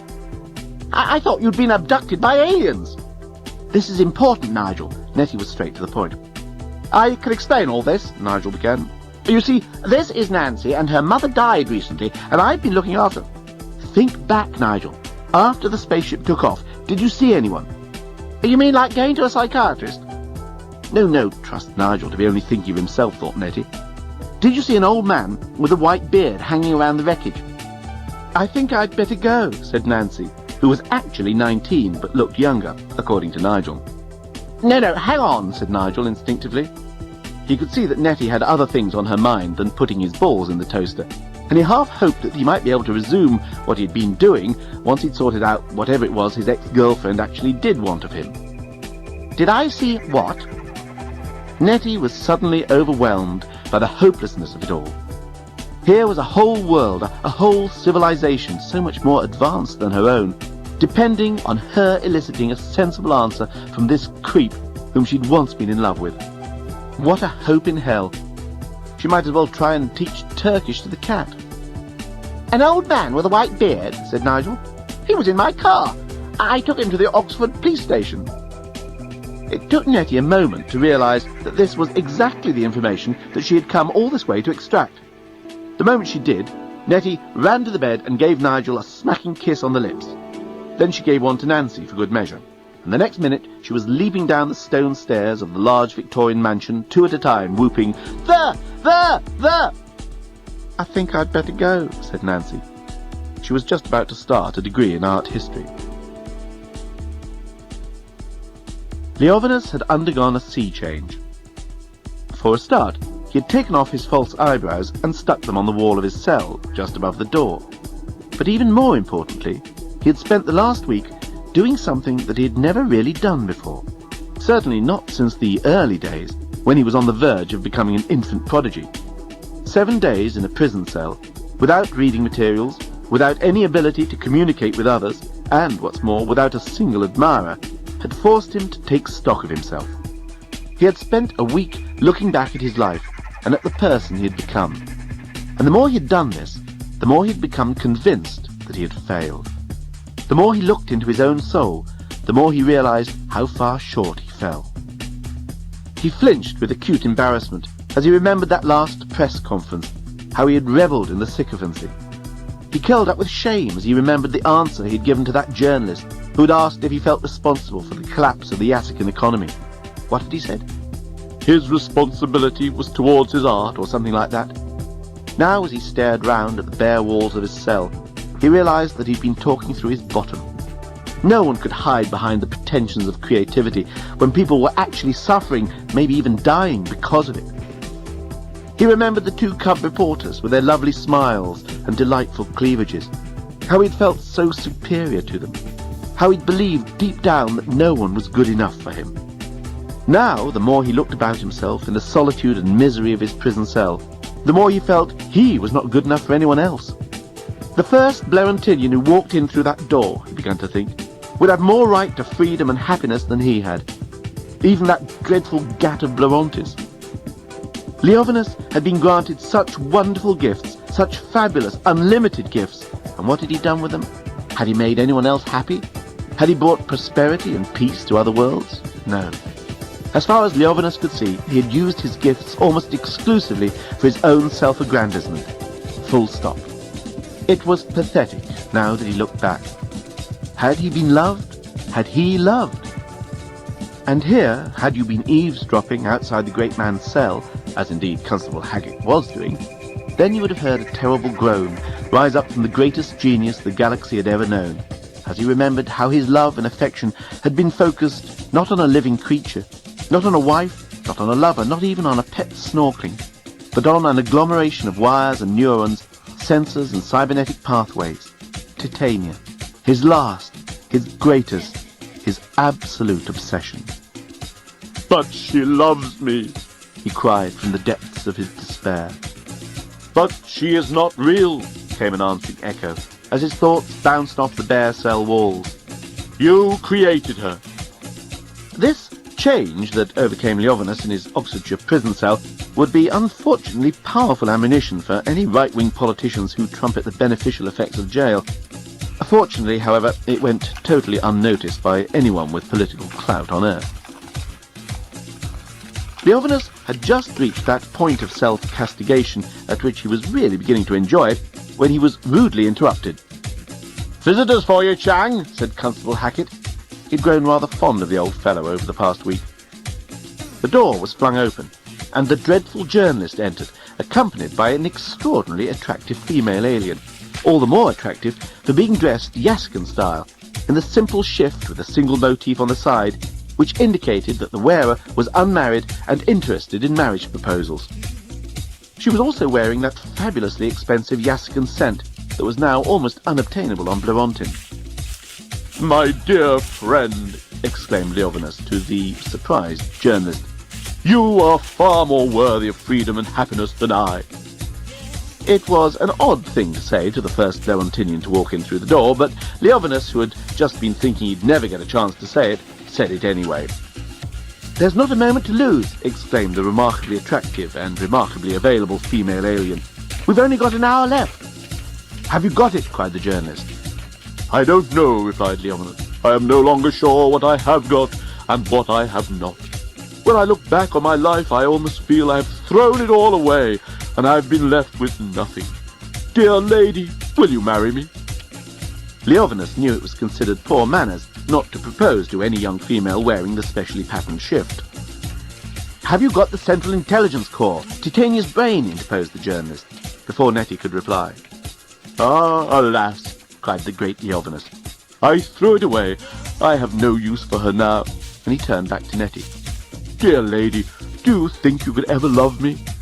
"You can't have thrown it away," screamed the remarkably attractive and available female alien. "Think," yelled the dreadful journalist. "Where did you throw it?" "What does it matter?" Leovinus had grown a trifle maudlin. This was actually the result of the famous Yaskin scent which the Yaskin Prime Minister had given Nettie. Nettie had dabbed a spot on as they waited for the cell door to be opened. It was a nervous reflex prior to meeting the greatest genius the galaxy had ever known. What Nettie was unaware of was that one of the reasons the Yaskin scent was so famous was because it had an extremely intoxicating effect on Blerontinians. This intoxication was usually so sudden and so strong that the scent had been made illegal on Blerontin, which is, of course, why it was so sought after and so fabulously expensive. "My dear lady, my life, how I have longed to meet someone as beautiful and intelligent as you." The journalist had now grabbed Leovinus by the lapels of his prison suit. "Where is Titania's brain?" he yelled. Leovinus was rapidly deteriorating under the powerful influence of Nettie's scent. "Ha, Mr. Journalisto, see what de crank, fun fleer fun trick." Leovinus was quoting a Blerontinian nonsense rhyme that was often sung to children at bedtime. "Sock hens, man!" shouted the journalist, who had suddenly realized what kind of scent Nettie was wearing. "Schneisel, we know where you threw the Central Intelligence Corps." "Oh no, if he got drunk he wouldn't be able to drive them back to the starship." "Nettie," he screamed, "quick, you've got to get out of here." "Not on your life," exclaimed Nettie. "You think you can handle this better just because you're a man?" No, I'm not a man. That is, I'm a Blerontinian." The journalist had started giggling. Now Leovinus started too. "Stop it," cried Nettie, trying to shake some sense into them. "How can you laugh? We've got to find Titania's intelligence core. Where is it, Leovinus?" But the more she shook them, the more the Yaskin scent wafted up from her beautiful body and blew the minds of the two Blerontinians. And they laughed harder and harder until tears were rolling down their cheeks. Leovinus found his head spinning. The journalist started to sing an old Blerontinian song about a lady acrobat and a news reporter, and then collapsed on the bed. Finally, Nettie gave up in disgust. She stormed out of the cell to find the desk sergeant. Perhaps he had Titania's missing piece in safe custody. The moment Nettie had gone, the journalist made a valiant attempt to pull himself together. He managed to stop laughing with partial success, and as his head began to clear, he turned on Leovinus and shook him until the old man regained his senses. "Think," cried the journalist, "even if you've never done anything decent in your whole of your wretched life, do it now. Remember where you threw the missing bit of Titania's brain." This appeal could not have been more calculated to penetrate through to Leovinus's great, though intoxicated brain. "The Central Intelligence Corps, Titania's cerebral artery. Where did I throw it?" "Yes, damn it, man, where did you throw it?" Oh, I know, in the corner, over there." The great man pointed to a corner of the cell. In a flash, the journalist was there, scrabbling behind the latrine bucket, and the next moment he suddenly stood up with a glowing silver shard in his hand. But before he even had time to give a yell of triumph, Nettie appeared at the cell door. "We're too late," she announced. "My watch must have been wrong. According to the police station clock, it's already midday." And even as she spoke, they heard the BBC's pips from the superintendent's radio. The starship Titanic would already be on its way to its graveyard in space. Dan and Lucy had had a miserable time of it. They had traipsed around the Oxfordshire countryside with a growing feeling of helplessness. Nobody had seen any old man with a white beard. Nobody had heard of aliens arriving from outer space. Nobody wanted to know either. Such things didn't happen in Oxfordshire. Finally, they retraced their steps to the hotel where they had all been staying. Here again they had drawn a blank. Yes, Nigel had checked out that day. No, he had not had anybody with him. No old man with a white beard had checked in. Nothing. Zero. They sat over a miserable cup of coffee, and Dan looked blankly at Lucy. She suddenly seemed so far away from him. Wasn't that what she'd always said about him? That he had seemed so far away? He tried to think of all the things that had made them feel close in the past, and yet everything he thought of now appeared like a figment of his imagination, like Lucy's enthusiasm for turning the old rectory into a hotel. In a way, he thought, their whole relationship had probably come out of his imagination. He had dreamed the whole thing up, and now it was shattered. Nothing remained between them, not even bitterness. Lucy watched Dan brooding over his coffee and wondered if he would be all right. She felt guilty. She felt she'd let him down. But now that she had discovered that there was part of her that had been asleep all the time she had been with Dan, she knew there was no turning back the clock.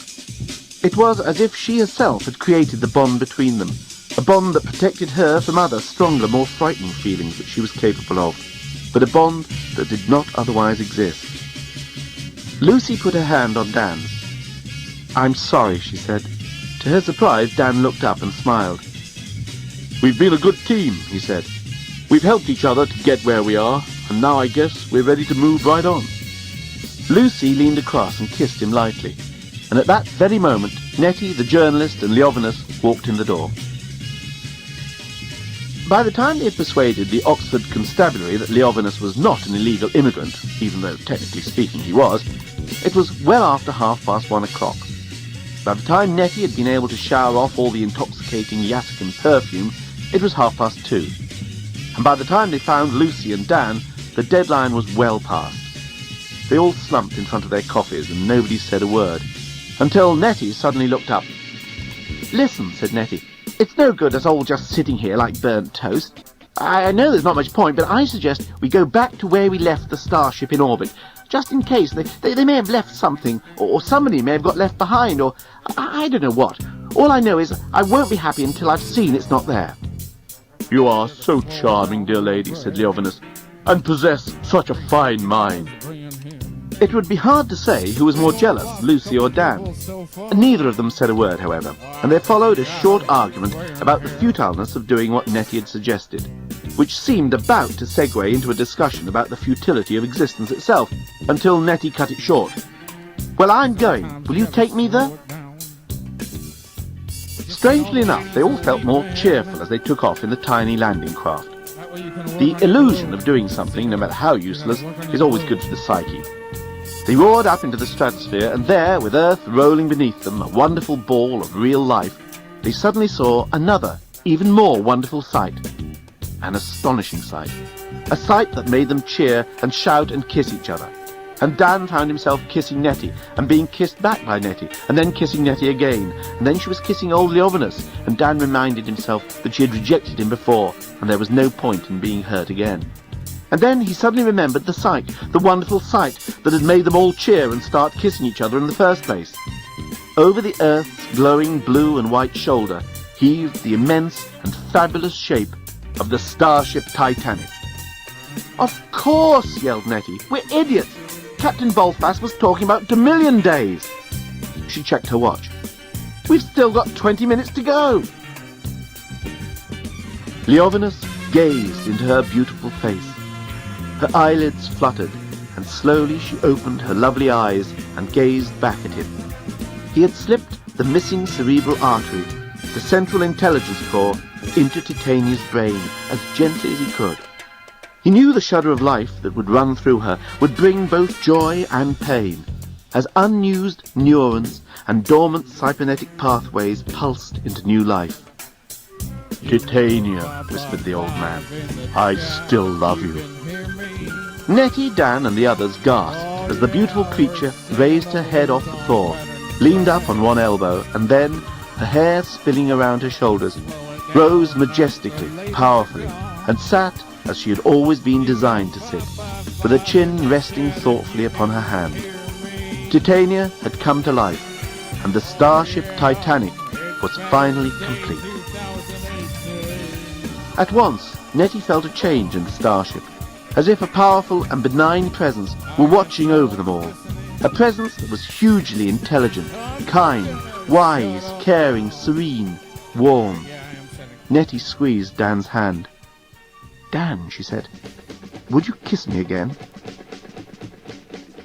And that really is the end of the story. Captain Bolfast, Lucy and the journalist were able to disarm the bomb as soon as Titania came to life, much to the bomb's relief. It had never really wanted to explode. The grateful Yassicans offered Dan, Nettie, Lucy and the journalist shares in the starship as a reward for their part in saving it. They also invited Lucy and Dan to run it as a hotel. Dan bowed out gracefully. He wanted to stay on Earth, he said, and so Lucy and the journalist became the proprietors of the Starship Titanic Hotel Incorporated, the most hugely successful luxury holiday enterprise in the entire galaxy, and one which put the Yassican economy back on its feet within the first year of operation. The Yassicans returned to their peaceful, prosperous way of life and craftsmanship, and celebrated the starship with a full-scale statue in superb detail inside and out in the main square of Yassicanda. Lucy and the journalist were married with elaborate ceremonies both here on Earth and on Blerontin. He wrote up his story, and it became the scoop of the century, and made him so much money that he was able to give up journalism entirely and devote himself to more useful things. Being no longer a journalist, of course, also meant he was able to tell Lucy his true name, which turned out to be Tiddlepuss. So she called him Tiddles, and that suited Lucy just fine. But he would never, ever tell her what Lucy meant in Blerontinian. Leovinus got over his momentary passion for Nettie, which had been partly brought on by the intoxicating effects of her perfume. He spent an increasing amount of time chatting to Titania in her private chamber. He knew she wasn't real, but then he had begun to think that perhaps he was too old for reality anyway. The greatest genius the galaxy has ever known regained a certain amount of his old self-confidence, but friends and admirers found him humbler and more sensitive to the needs of others. Perhaps it was Titania's influence. Perhaps it was the fact that his eyebrows had finally grown back. The good Captain Bolfast, on the other hand, never really got over his infatuation for Nettie, although his wife bought him countless herbal remedies and embrocations for the purpose. But the thought of Nettie kept him going in the dark watches of space, and enriched his declining years with a golden glow of tragic devotion. In fact, there were a great many Yassicans who felt the same way about Nettie. The Yassicans, you see, were the sort of people who could recognize a hugely intelligent, kind, wise, caring, serene, and warm being when they met one for real. Nettie herself couldn't believe her luck when Lucy went off and married the journalist. She immediately felt free to propose to Dan, and he couldn't believe his luck either. The two of them became not only lovers, but best friends. Nettie took a degree in higher mathematics, and was able to help old Leovinus on some of his later works. She made so much money out of this that she and Dan were able to rebuild the old rectory and turn it into a relaxed family hotel, specializing in Central Galactic cuisine.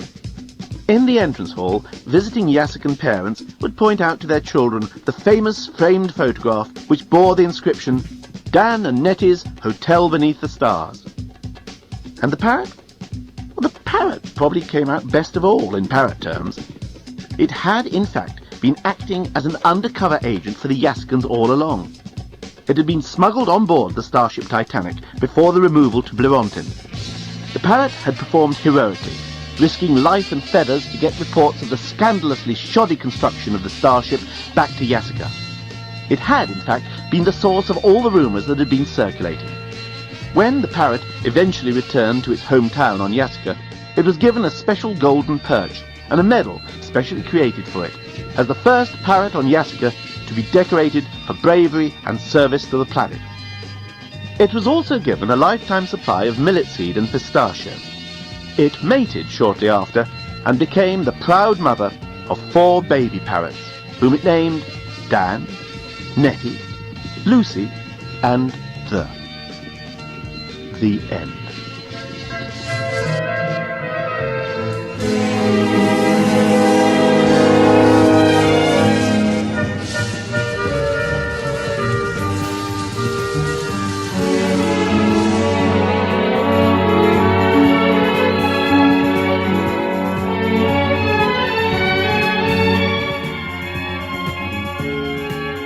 Douglas Adams' Starship Titanic was written by Terry Jones and Douglas Adams and read by Terry Jones. The recording engineer was Paul Gillum. Editing by Jocelyn Gonzalez, with post-production by Michael Jones. The production assistant was William Carlino. The associate producer was Sloan Seaman. The director was Stuart Owen. Douglas Adams' Starship Titanic was produced by Karen Frillman. This has been a presentation of Simon & Schuster Audio.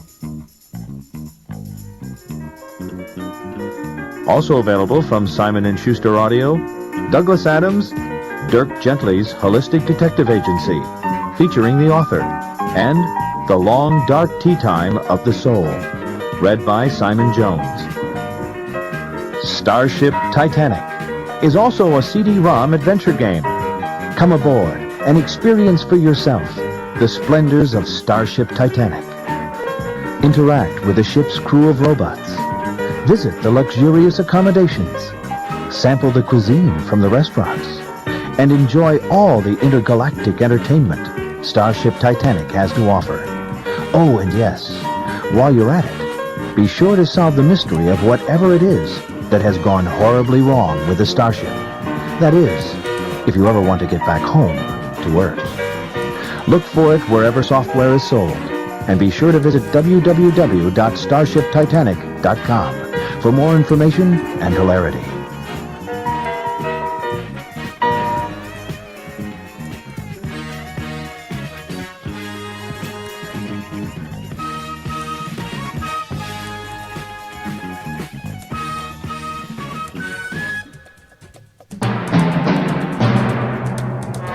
From Simon & Schuster Audio, Douglas Adams' Starship Titanic by Terry Jones and Douglas Adams.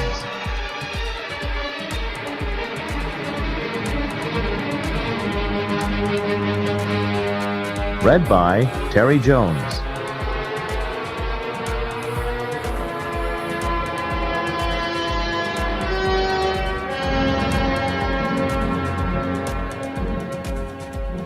Where is Leovinus? Demanded the Gat of Blerontis, chief quantity surveyor of the entire northeastern gas district of the planet of Blerontin. No, I do not want another bloody fish paste sandwich. He did not exactly use the word bloody, because it did not exist in the Blerontin language. The word he used could be more literally translated as similar in size to the left earlobe, but the meaning was much closer to bloody. Nor did he actually use the phrase fish paste, since fish do not exist on Blerontin in the form in which we would understand them to be fish. But when one is translating from a language used by a civilization of which we know nothing, located as far away as the center of the galaxy, one has to be approximate. Similarly, the Gat of Blerontis was not exactly a quantity surveyor, and certainly the term Northeastern Gas District gives no idea at all about the magnificence and grandeur of his position. Look, perhaps I'd better start again.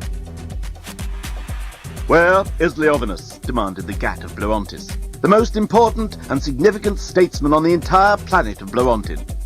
The launch cannot proceed without him. Several minor officials were dispatched to search for the great man. Meanwhile, the vast crowd simmered with mounting impatience in front of the Grand Assembly Dock, where the new starship stood, veiled in its attractive pink silk sheeting. Not one member of the crowd had glimpsed even so much as a nut or a bolt of the ship, but already its fame had swept the galaxy from spiral arm to spiral arm. Back on the launch podium, the great Leovinus had still not been sighted. A minor official was explaining yet again to the Gat of Blerontis why the fish paste sandwiches were essential. Normally, your stupendous and most lofty magnificence, you would be quite right in supposing that the mere launch of a starship would not be marked by such distinguished observances. But as you are aware, this starship is different. This starship is the greatest, most gorgeous, most technologically advanced starship ever built. This is the ultimate starship, the greatest cybernautic achievement of this or any other age. And it is utterly indestructible. The Intergalactic Council, therefore, thought it suitable to declare it a fish paste sandwich event. The Blerontins insist on serving so-called fish paste sandwiches during festivals and important book launches, despite the fact that all Blerontins find them disgusting. It is a tradition that dates back to a time when Blerontin was an impoverished planet living on the edge of starvation. Having run out of every other kind of food, the Blerontin team were reluctantly forced to offer up fish paste sandwiches as their entry for the Centennial Intergalactic Canapés Championship. For some unaccountable reason, the fish paste appealed to the jaded palates of the judges, clinched the championship for Blerontin, and paved the way for Blerontinian domination of the entire galactic centre for eons to come. The Gat's heart sank. His last line of defence shrivelled before his eyes, and he knew he was condemned to eat at least one fish paste canopy before the launch was over. The taste, he knew, would endure for months, and a Blerontin month was equivalent to several lifetimes if you happened to come from Earth, which of course nobody there did. In fact, nobody in that entire throng of some 50 million Blerontinians who had turned up to see the launch of the greatest starship in the history of the universe had ever even heard of Earth. And if you'd asked them, they wouldn't have been able to understand you, because translation blisters were not allowed to be worn on a fish paste event. It was another of those stupid little traditions that made the Gat furious. And still Leovinus did not appear. "Everyone here is holding their breath and keeping their fingers crossed," whispered the head reporter of the Blerontin News-Gathering Bureau into his invisible microphone. "No one has yet even caught so much as a glimpse of the fabulous starship, but everyone is certain that it will not only be the most technologically advanced, but also the most beautiful starship ever to have been created. It is, after all, the brainchild of Leovinus, to whose architectural genius we owe the great north-south bridge that now links our two polar caps, to whose musical inspiration we owe the Blerontin national anthem, Our Canapés Triumph Daily, and to whose unsurpassable mastery of ballistics and biomass energetics we owe our third sun that now shines above us with its own famous on-off switch. But there's news just coming in that... What's that? Ladies and gentlemen and things, it appears that the great Leovinus has gone missing. Nobody has seen him all day. Surely they can't start the launch without him, but the crowd are beginning to demand some action, and... what's that? A sour note had swept through the crowd as a band of short individuals, dressed in ragged overalls and flat caps, suddenly forced their way into the spectators' area. They were shouting in a language no one could understand because of the ban on translator blisters, and they were brandishing indecipherable placards. "It looks as if the Yasigan delegation has managed to gain entry."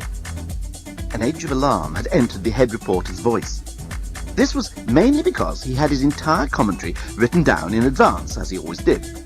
The thought that an unforeseen turn of events might now force him to look at what was actually going on, and then improvise, was a nightmare that had dogged his sleep for all the years that he had been in the reporting business. Said the head reporter. He felt his head going light. He fought for breath as he felt his bowels starting to move. No, what can I say?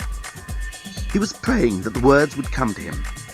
In his recurring nightmare, the one that he always had after eating snork chitterlings, he was in this very situation. Something unforeseen had occurred. His script was whisked away by some unseen hand, and the words never came. It has to be explained in defence of the head reporter that unforeseen events seldom occurred during public events on Bloontin, owing to the fact that the authorities exerted a pretty tight control over these things. "It's coming just out, whoo!" exclaimed the head reporter. At that moment, an unseen hand whisked away his script, and the head reporter felt a warm sensation all over his lower abdomen. "I've done it! I mean, it's definitely Yaskins! I can see them now!" That was practically 2 whole sentences. He could do it! "They've purpley pitch burps! Oh, damn!" It was one thing not to be able to think of anything, but how could he possibly come out with utter nonsense? That hadn't been in his nightmare. It was worse. The truth is that this personal disaster for the head reporter was just one in a string of disasters that had dogged the building of the starship. There had been rumours of corners cut, the Cybernet pigeon cursors had been below spec, the great engine had been mislaid, Leovinus himself had quarrelled with the chairman of Starstruck Inc. There had been arguments between Leovinus and his manager, Babostigan. There had been quarrels between Babostigan and Leovinus's accountant, Scraliontis. There had been arguments between Scraliontis and Leovinus, and so on and so on. The fact of the matter was that the construction of the starship had brought financial ruin on almost everybody involved, including one entire planet. Yaska had been, hitherto, a flourishing resort of industrious folk, with the most efficient and dependable construction industry in the central galaxy. Yaskans had enjoyed centuries of quiet prosperity and a high reputation. They never overcharged, they always delivered on time, they never cut corners. They were a race of proud craftsmen who had